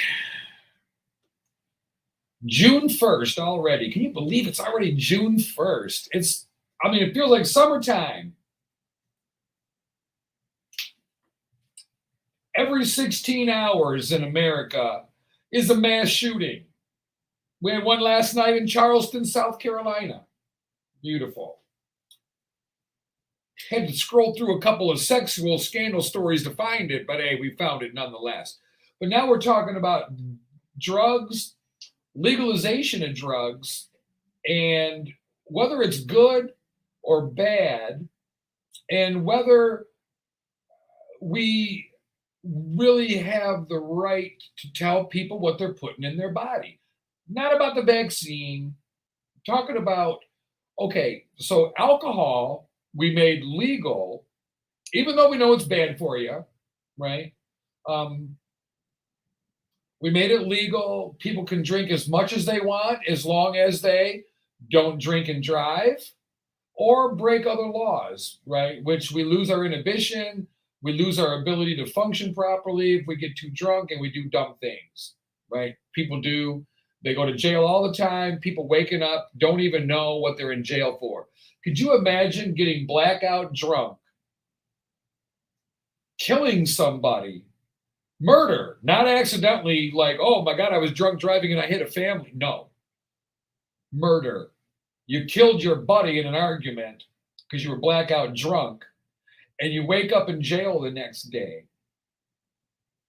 and you go, what am I doing here? You wake up, you know that feeling, your head's pounding, you taste like someone pooped in your mouth, and you're just hung over, it's terrible. You feel terrible.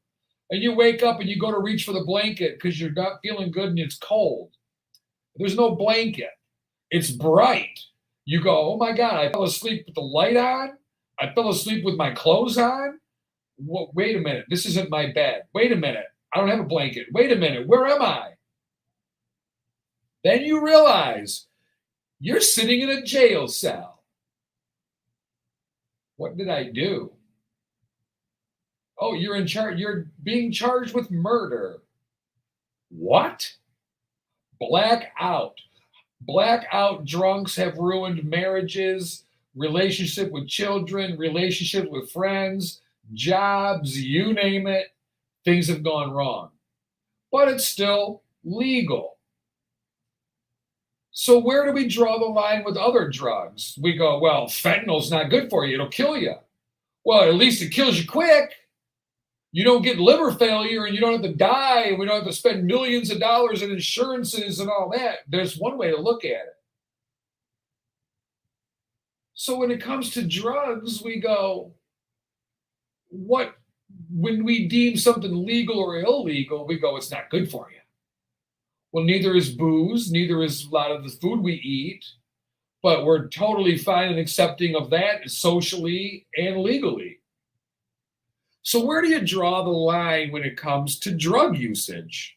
Where do you draw the line when it comes to what we will accept and not accept, and who gets to decide what drugs are no good and illegal and what drugs are legal?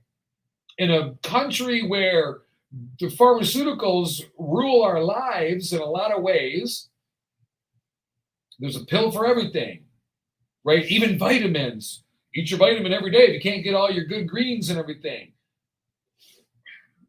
Everything revolves around the pills. So, Canada. All right. Adults will be able, and I know we're comparing countries, I don't care. It's an issue, a social issue of drug use, illicit drug use, and whether it should be legal or not. It doesn't matter what part of the world, it's a human thing that we're dealing with the issue of. So Canada has made it so where adults will be able to possess small amounts of opioids, cocaine, methamphetamine, and MDMA, whatever the hell that is. So adults in British Columbia will be allowed to possess small amounts of some illicit drugs starting next year. A dramatic shift in Canada's drug policy. On one hand, you go, whoa, wait a minute. We cannot be legalizing this stuff is bad for you. On the other hand, you go, so is alcohol. So is poor diet. I'll hesitate to call out anything like fast food or whatever because I don't want to vilify people for making their money the way we decide to spend it. So 2.5 grams cumulative. So you could have 0.5 gram of cocaine, 1 gram of opioids, 0.5 gram of methamphetamines, and you still got 0.5 gram of something you can have. Don't know it's a good idea or not a fan of it, but I'm also in America, we need to get to the ballot box more, right? There need to be town hall meetings to say, hey, next Sunday night or next Tuesday, whatever, everybody that can vote legally and can show ID. I'll argue with that all day. I won't get mad though. I don't care what you think about it. I don't care what I think about it. It doesn't matter what I think about it. I think you should have to have an ID to vote. I'm a bad person. Anybody can carry these drugs. No, we should be able to vote. What do we want in our town? Right? What do we want in our city, in our county, in our state for how we're going to handle illicit drugs? No arrests, no charges, and no seizures for personal possession at or below the 2.5 gram threshold.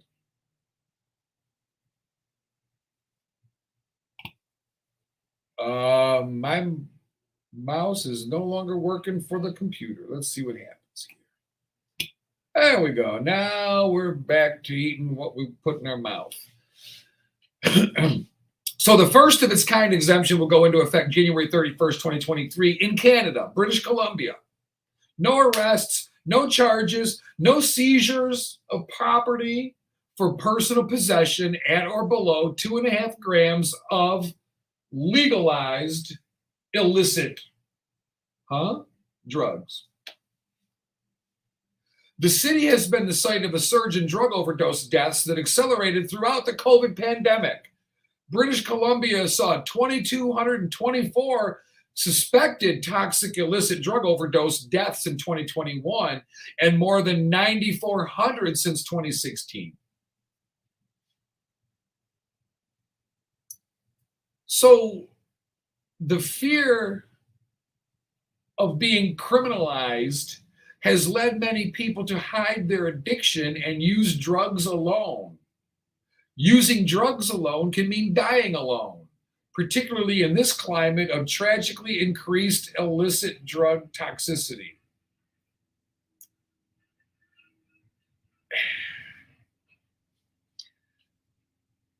Overall, I don't have a problem with it.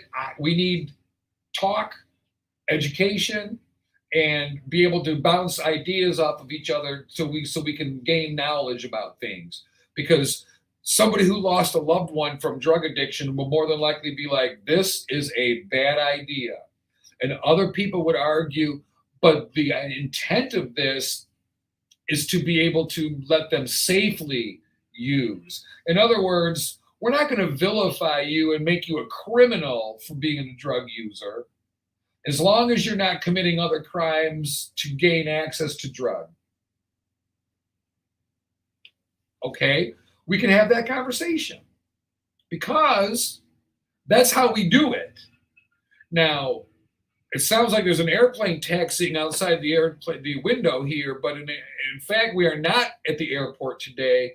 They're redoing our pavement today with the blacktop.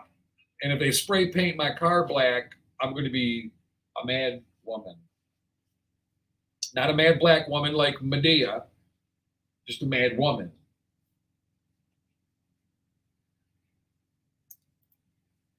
I have I'm kind of on the fence. I understand both sides of this issue with drugs.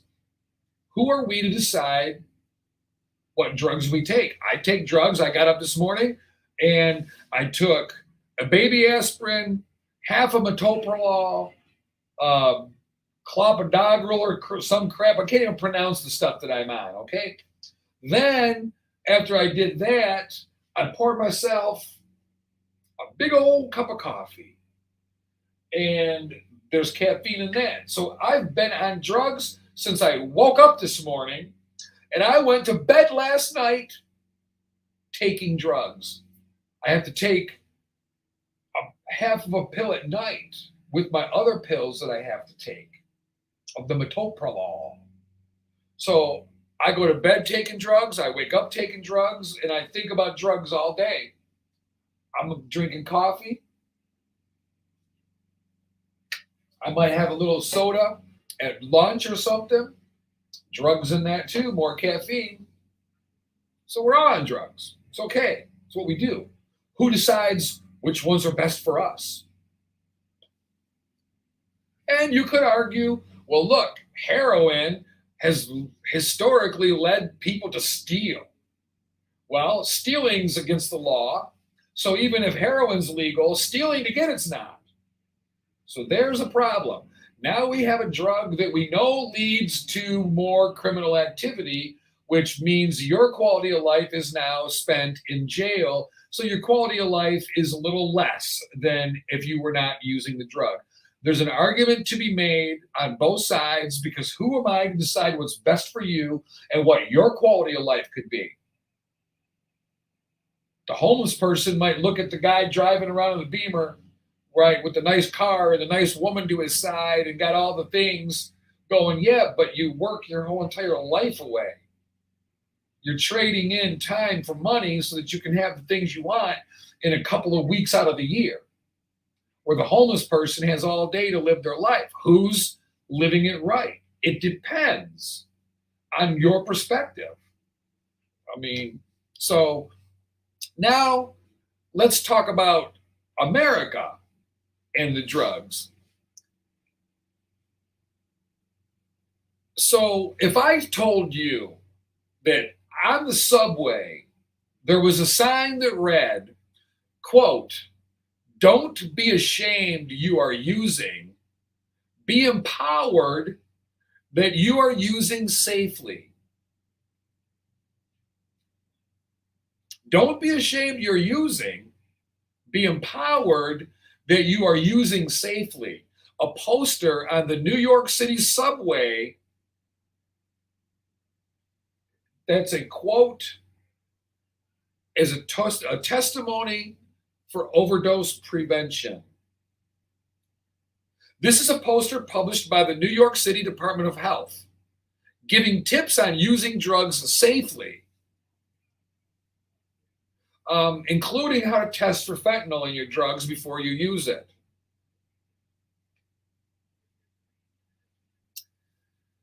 See, education is important. If you educate somebody, they might go, ooh, fentanyl is so deadly that even a little tiny droplet will kill me and many others potentially, but yet I'm testing for it?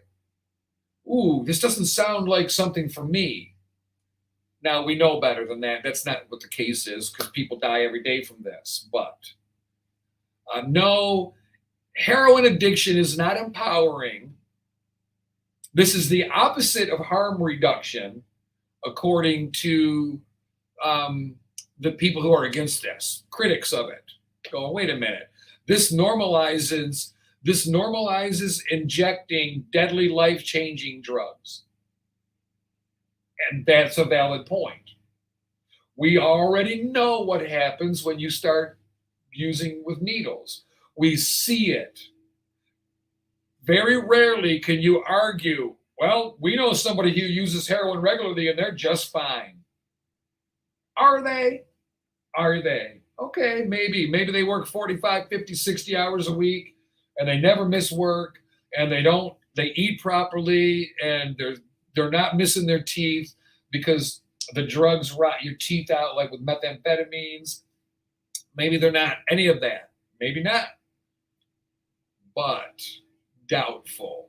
No different than the alcoholic. If you drink a case of beer and a half a fifth of whiskey every day, you are probably not living your best life. You're probably having relationship problems if you're in a relationship. You're probably not able to get along with coworkers if you work. Right? What's fun becomes a problem, and it's no longer recreational anymore. They go on these public service announcements. It says, don't be ashamed you are using, be empowered that you are using safely. Says Florence from Manhattan in the poster. Using safely. Start with small doses. Avoid using alone. This is from the New York City Health Commission.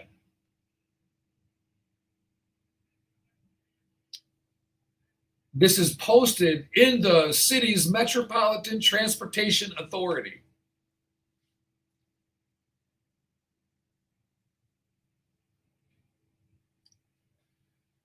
I don't know. I don't agree with that, but we can't. How do we decide who decides what drugs we can use and can't use? Does it come down to how much money they can make and who makes the money off of it? Or does it come down to public safety for real? If it's public safety, we have to close down all the fast food joints everywhere that uses deep fried greasy food. We have to stop selling all these things that are bad for us. That's not what America is about. What we're supposed to do is educate each other on the way to live healthy and way to live a good life and decide what works for us. Right? If you see somebody driving down the road and they get their seats all the way back and their belly's sticking over their belt and they're eating a candy bar on the way because they can't wait to get home, that's their choice.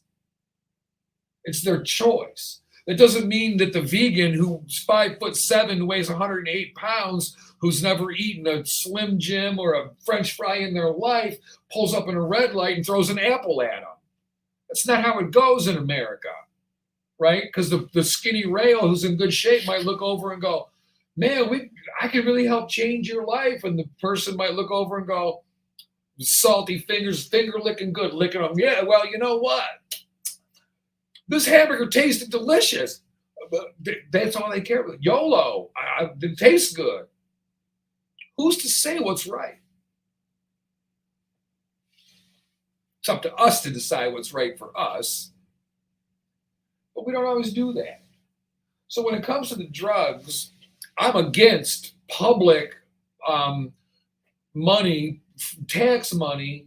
I'm opposed to condoning use of illegal drugs. I also understand the concept of if we can make it safer, like abortion. If you ban abortion, women are still going to get them and put themselves at higher risk. If we ban these drugs, people still want them. We have to acknowledge the desire. Supply and demand the concept of supply and demand does not change because we're talking about something harder to get or illegal to get. The body still craves it. The mind still desires it and has to have it for drugs. So,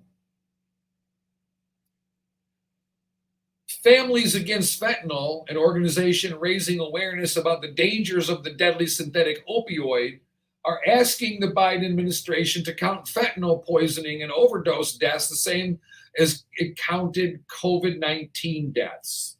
What the hell does that mean? They do track it the same way.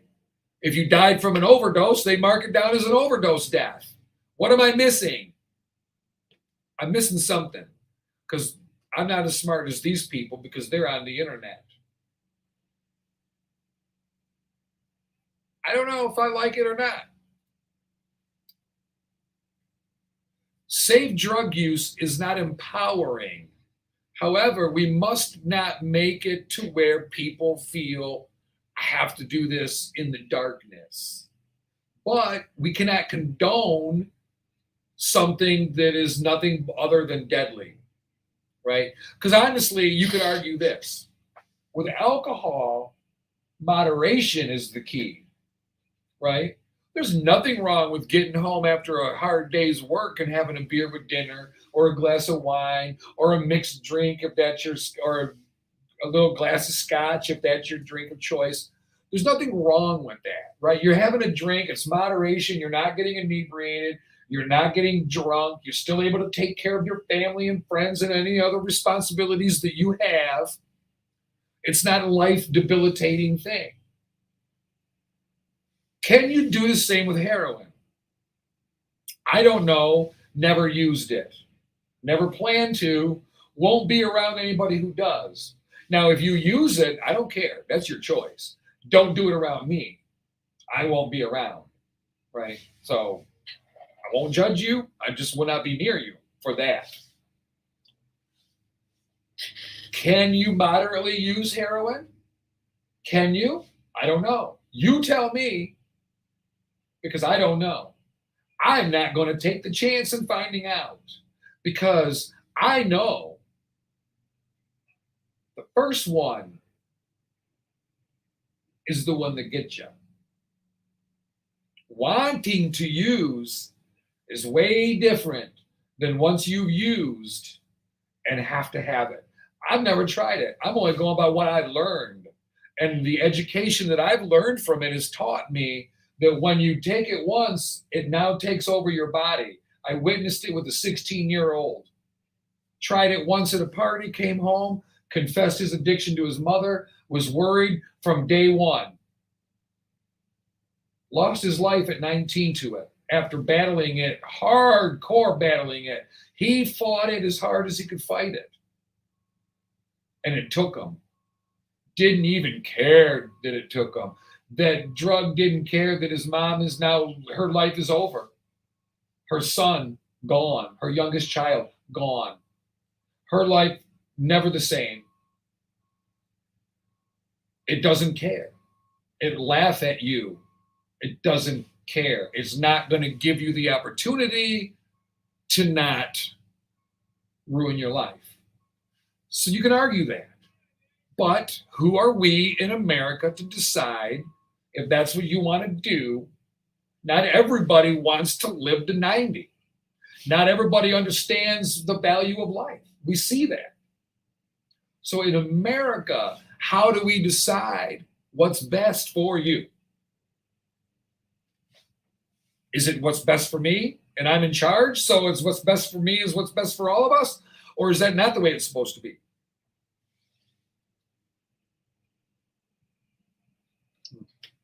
So they're arguing this. We're still putting masks on toddlers to keep them safer.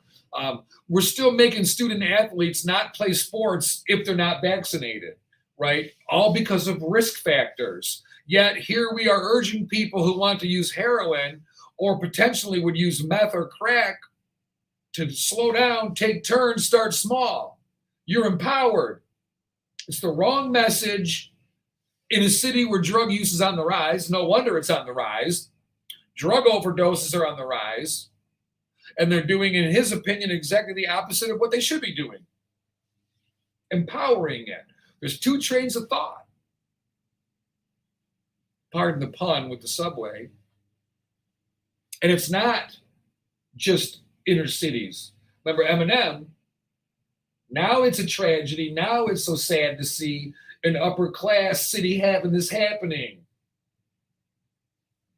And they're talking about drug use. Now it's a problem, right? Because it's not happening to the poor. Now it's the middle class. Now it's the upper class. Used to be people would do Oh, we're living the life. I'm a lawyer. I'm a doctor. We do some cocaine to celebrate. Everybody wakes up the next day and goes to work and whatever, and everybody lives their life. But now we're introducing deadly drugs, even into cocaine. You're taking your chances with your life every time you buy drugs. But it's okay, Sapphire, my boy. This is my boy. I've known him for decades. We grew up together. He's buying it from somewhere too, jackass. And you don't know where they're getting it from. Unless they're manufacturing it themselves, you don't know what you're getting. If you don't know what you're getting, you can forget the 2 M&Ms out of 100. 50-50. There's 50 M&Ms in there. 25 of them will kill you instantly. Take your pick. You digging in there? You digging in there? There's 100 M&Ms. 50 of them will kill you. There's 2 M&Ms. 1 will kill you. There's 1,000 M&Ms. 500 will kill you instantly. Are you sticking your hand in there and eating an M&M? Just one. Just one. Just one. Problem is, you know the danger, but you eat it anyway. Now your body's craving that chocolate. Now your body's craving that. Now you go, I know I shouldn't do this, but it's so good. I know I shouldn't do this, but it's so good. One more. I did a green one. I better do a red one. Oh, I'm alive. All right. My God, that's so good. I know I can't do another one. Nope, that's it. All right, one more. If I do one more, and that's it. They're so good, though. One more. Man, is that good. You may get down all the way through. You might eat 49 good ones out of 50. And guess what? That one time you did it, now you're done. Now you let everybody cry. And now everybody's going, oh my God, I can't believe that. Believe it. Is it worth it to get high? High means at a bigger level. I'm going to rise above, right? I want to be high. I want to be happy. I worked all day. I deserve this. What are you aiming for? Are you aiming for a slight buzz to forget about things and enjoy your day? Or are you trying to get annihilated to forget how miserable your life is? Now multiply that by 1,000,000. At that point, you're better off putting a gun to your head and ending it quick. Because that way, their family and your loved ones don't see the degradation. They just got the instant shock of death and then we're done. But when you start using, you start going, hey, this person's using, prepare for the funeral. It might be tomorrow. It might be in 10 years. But the path they're on leads to death. Sometimes the only thing that will save you from death is prison.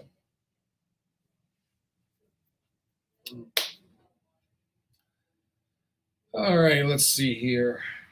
We are at 9, coming up to 9:19 a.m. Eastern time. Today has flown by. June 1st is flying by like the whole month of May did. Boom. May Day. It was like day 2, it was gone. All right, let's see here. We are going to take a quick break. I just feel like it's not time yet, but it's time. But we're going to take a quick break, get you to some music. Stretch them ears a little bit, go back old school. When we get back, we're going to finalize this conversation. Then we're talking about 11 irritating grammar faux pas. We got to get it right, people. English language has been around for a minute. We got to figure it out. All right, we'll be right back. You're listening to Sapphire's Soup du Jour on Hot 93.97. Keep it locked.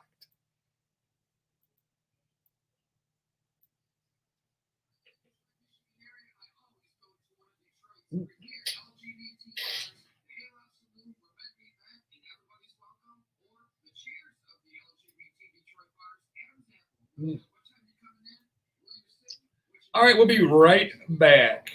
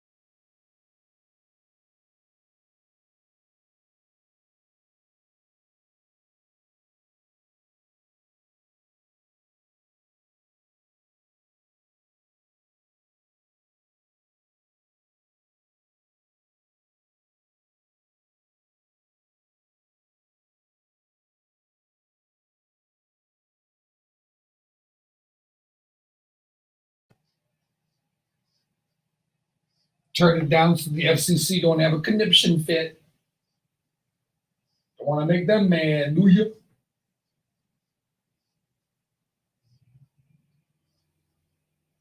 Oh boy, here we go.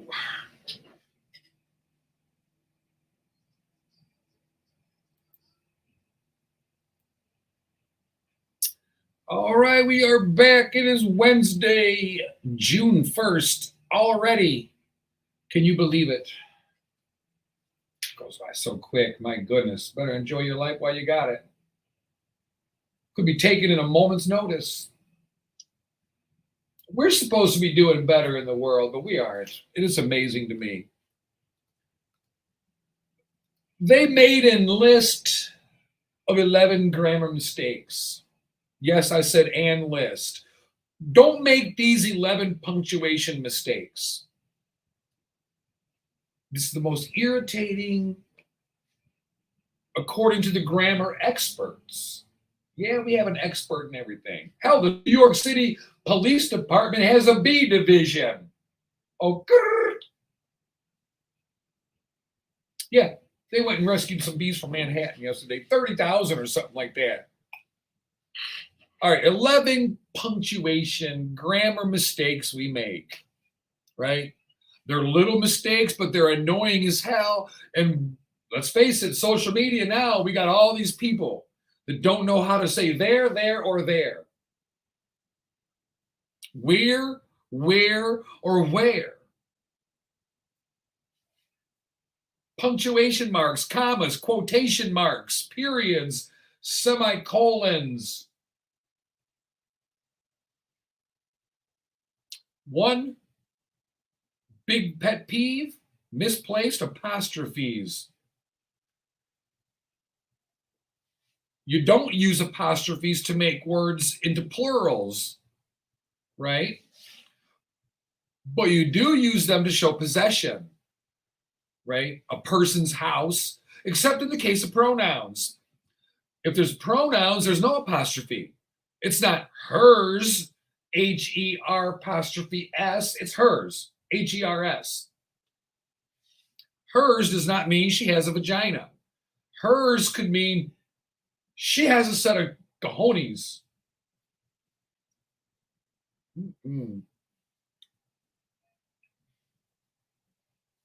Another one is if you're using it for like have and have not. I haven't. Have not. Haven't. Right? Another one really bothers people. Misusing it's. It. Apostrophe S. It is. IT apostrophe S. It's. It's short for it is. How short is it? Well, it's not much shorter than it really is. IT space apostrophe IT apostrophe S is short for IT space IS. So it's actually not shorter at all for the extra millisecond it takes to go, oh, I need to make it apostrophe S instead of space IS. Did you save anything? I think it's a wash, right? The amount of thought processing time to say, oh, it's is IT apostrophe S, not IT space IS, kind of a wash. Incorrect quotation marks. People seem to think they go anywhere, but they don't. Like ketchup, only on French fries, not your damn scrambled eggs. What the hell's wrong with you? Do you like ketchup on your scrambled eggs? I don't put them on there, but if I'm having potatoes with eggs and they touch the egg, I don't hate it. It's not a deal killer. I don't throw the red egg away.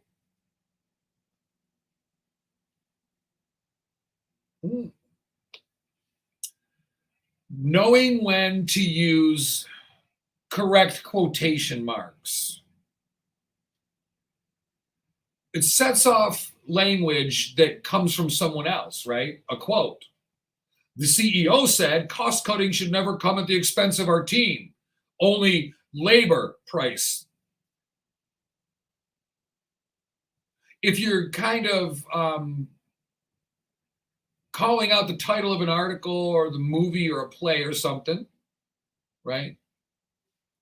You can use to show a word as slang, quotations around it. Or irony and sarcasm. My best friend, quote unquote. There's sarcasm there. It's my best friend said I should. And if you put the quotations there, it shows sarcasm.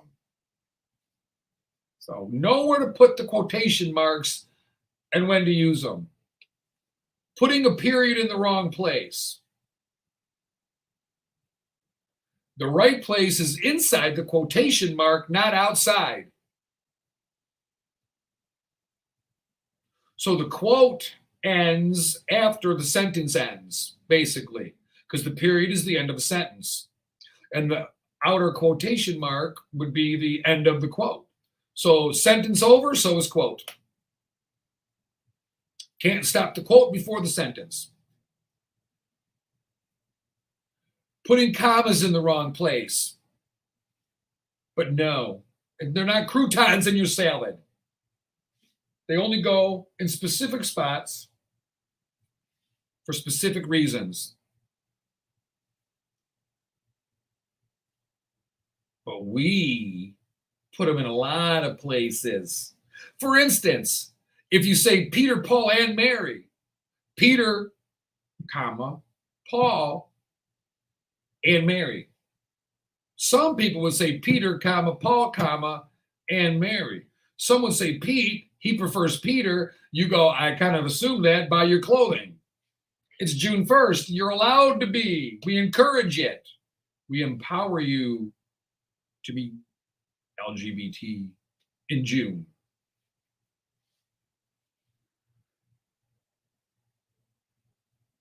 I don't even get into semicolons, but using a semicolon like a comma, it's a fancy comma, but they're not used as often.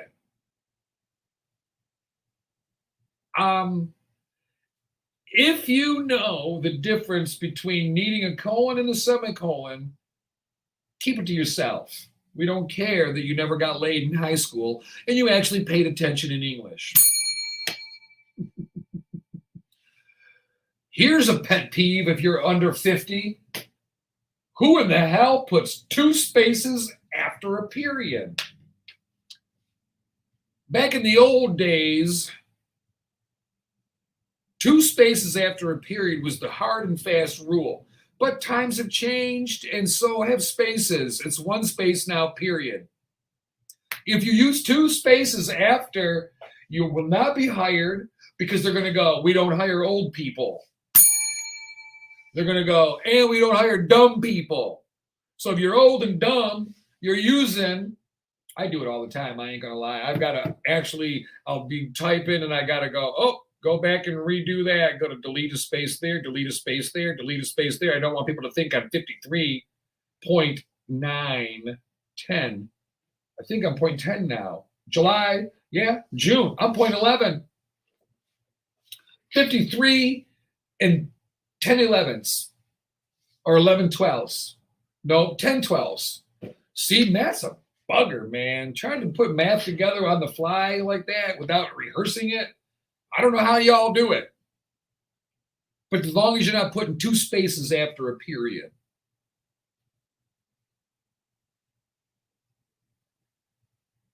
I don't even know what an ellipse is. 3 dots that come in between words or at the beginning. I thought it was 2. That's a colon. Don't use them. Don't use them. There's nothing in our English language, unless you're a college snob. If you're an English snob who writes poetry, then maybe. Too many dashes. You don't punctuate with dashes, right? Well, you can a little bit, but don't overdo it. You use a dash to set off a particularly important detail, or if you want to interrupt a thought. Don't use a dash with a comma. You'll get laughed at. It's getting warm in here. See, it's funny how a couple weeks ago I was keeping the door closed to keep it warm. Now I got to open the door to get the air going through here. Capitalizing too many words. We do it to make things stand out, but now, of course, all capitals mean you're yelling at somebody, right? If you type in all caps, they go, "Why are you yelling?" I thought you were too old to read, so I decided to make them all real big.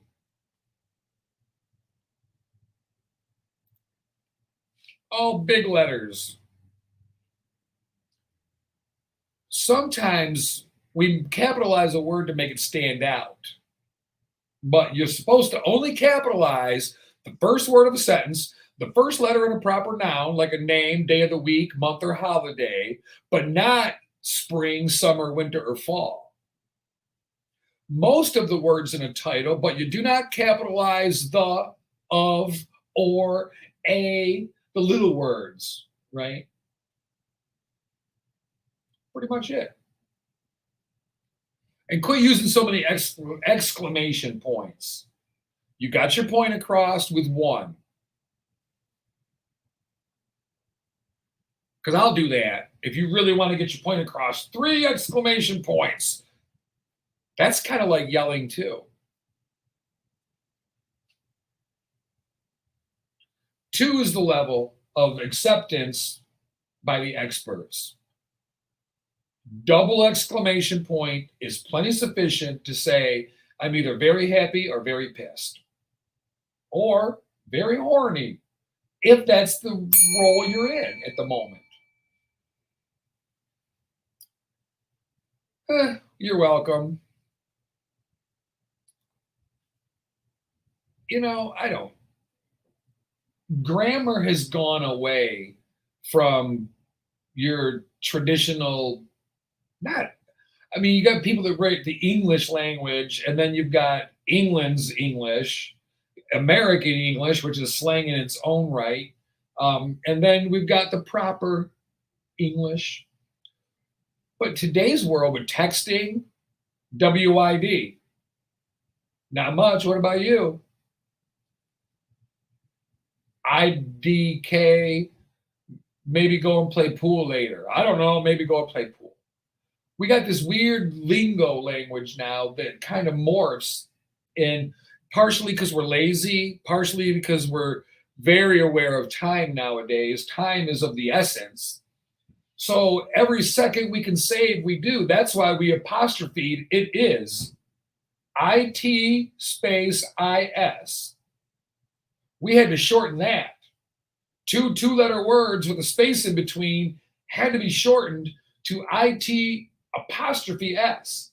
The lesson to know when and how to do that takes longer than to write it is. So we may sit there and think we're saving time when in reality we're not. It's kind of the same concept of the sale. We're not going to buy product, but then we go, oh, damn, it's on sale. I better get it. You weren't going to get it. It's not a deal if you were going to spend no money, but you spent $1.89 instead of $2.29, you're still $1.80 in the hole. You could argue that no, I still bought a value. I bought a product of value, so it was a trade of commodities, but it's not really a loss. But you didn't need that, so you chose to get something that you wanted and didn't need, which is what you swear you're not going to do when you go to the store. What do? I do not make lists. I make a list in my mind, and I screw it all up every time, and I never, ever, ever learn from it. And I'll walk out the door, and I'll be saying to myself, I should have wrote a list. There's 4 items. I'll remember them. I get to the store.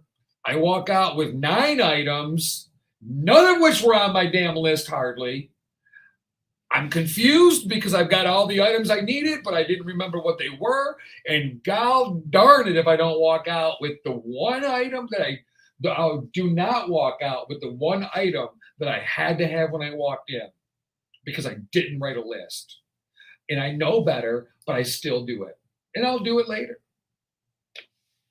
because I'll remember. I need 4 items. I'll remember. Wow, I need them. I'll remember it, right? If you need it bad enough, you'll remember.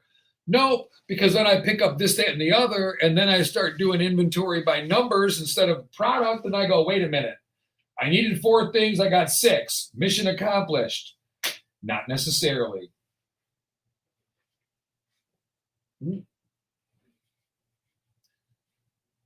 Oh, Lord. Opening week of tourist season, and it's already wildlife 1, dum-dums 0. What makes people do this? Have you ever seen a live bison? It gored a woman in Yellowstone National Park who got too close. The wiener on this thing is more than 3 people could eat. An Ohio woman, say no more. Jesus, say no more. An Ohio woman. No more, nothing need be said more. Probably a Buckeye fan. An Ohio woman was gored by a bison in Yellowstone National Park Monday after approaching within 10 feet of the animal. The 25-year-old woman from Grove City, Ohio, approached the bison as it walked near a boardwalk at Black Sand Basin, just north of Old Faithful. The bison gored the woman on the boardwalk and threw her about 10 feet into the air.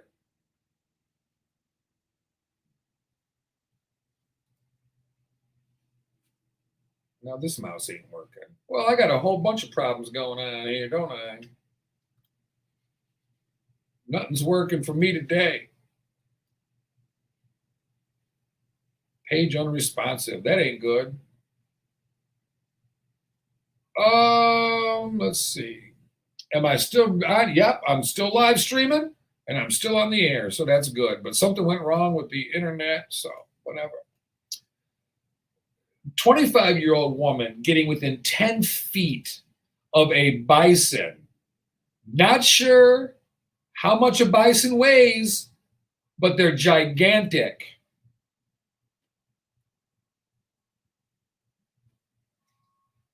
There were 2 other people dumb enough to be within 25 yards of the bison when the incident occurred. She sustained a puncture wound and other injuries, right? Transported to medical center. Do you, like, what is wrong with you? Slap her in the face or something and tell her you're dumb? So how do you know how far to stay away from an animal? If you need to be told you're too close, right? Yellowstone National Park officials remind the public that Yogi Bear is fake, wildlife in the park are dangerous. Visitors must stay more than 25 yards away from all large animals. Okay, here's a little math for you. 25 yards is 25 times 3, because there's 3 feet in the yard. 25 times 3 is 75. 75 feet from a bison, an elk, a bighorn sheep, a deer, a moose, coyotes, at least 100 yards away from bears and wolves. Turn around and go the other way to avoid interacting too closely with a wild animal. See, that's what zoom on your camera is for, people. You don't have to get within 10 feet when you're supposed to be 75 feet away. You're supposed to go, hey, look at that bison way over there. Way over there. Zoom in, get it as close as you can. That's close enough. How close do you got to be?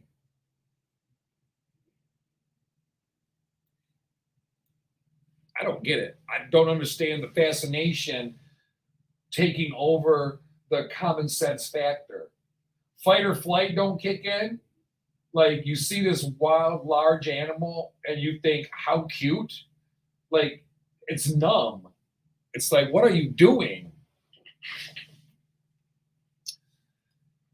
Takes all kinds to make the world go round. I'll tell you that right now. I couldn't imagine. But, got to be told. With every warning comes a big dummy who's got to be told. I hate to make fun of people. I hope she's okay. I really do. I hope she's okay. But makes you wonder. All right, let's see where we are here. 9:51 and a half. We're getting down to the nitty gritty today. There's going to be no word of the day because Just Bob is not here with us at this closing hour. He was here in the first half of the day, so you got to hear him till 8:30 today. We got a lot done today. I think we accomplished a lot. We didn't accomplish anything really in the realm of things, but I feel if you didn't get a chance to listen to the first story today, go back on our Facebook page, hit the video tab on Sapphire'S Soup du Jour. I shared the video of the guy on my Facebook page talking. He was going to be a school shooter, changed his mind because of a kind act of a good friend. Unbeknown to him, saved him from his plan of shooting up his school. It's heart-wrenching, but it's a great story, and there's so many levels of beauty to it because it allows us to see what can be. If you're one of the kids right now and you happen to be listening, if you're a kid or not kid, anybody who's on the edge like that, on that ledge, just hang on. As long as you can, hang on. The world is not as bad as it appears. And for Aaron Stark to be told his whole life he was a monster, to be told he was worthless and showed he was worthless to his family, you can't take those back. We all live one life, and we all are supposed to enjoy it. And I don't know why we have this disconnect now that we can't, and people are going absolutely wild. We're not even addressing all the shootings. There were shootings and murders all over the country over the weekend. Were we really surprised by it? Not one iota. So that's where we are. That's where we're at as a country. And is that where we want to be? I don't think so. But we look at the news. One of the things that struck me first thing this morning, I got to thumb through a bunch of gossipy crap. Amber Heard and Johnny Depp and all this, a sex scandal in Pennsylvania, to get down to real news of kids losing their lives in our city streets. Because they know when we click on the news what sells. And that's what we're buying hook, line, and sinker. So, where are we at here? All right, that does it for us today. We're getting down to about that hour. Thank you for letting us in your house, car, or wherever you were listening today. And I'll tell you something, it rings true more than ever. You know, the guy, just listen to the video I posted on my Facebook of Aaron Stark was going to be a school shooter. Let it sink in. Listen twice if you had to. I listened 3 times to it. In a world where we can be anything, be kind. We have no idea what a kind word and a friendly smile can do to impact someone's day. I'm leaving the rest of this out because the whole key to happiness and all that, that's all good and fine. But it's up to us to change the narrative of what's going on in this world. A kind word, a friendly smile, we've seen it. We witnessed it today. We witnessed it. A man who has brought a family into the world, 4 children who wouldn't be here if not for one kind act of somebody else. We have no idea what it can do to impact your day, maybe change your life. All right, I'm out of here. Thanks for listening today, this beautiful Wednesday morning. Every day's a gift. We got to treat it like that. We're taking too many things for granted now, right? All right, until Friday morning, I'm Sapphire Pates. Have a good day. Bye-bye. All right, everybody. I'm out of here. Thanks for watching. If you're watching later on, we appreciate you tuning in and watching it. Check out that video at the beginning of our segment here. It's also posted on our social media page. Man, it gets down to the nuts and bolts coming from somebody who was about to go be a school shooter. And it wasn't about hurting the students. It was about showing his parents what a monster they created. And I think that we get down to the nitty gritty when it comes to that, finding out what's really going on. So, all right. This is the end of the broadcast. Have a good day. See you Friday. Bye-bye, everybody.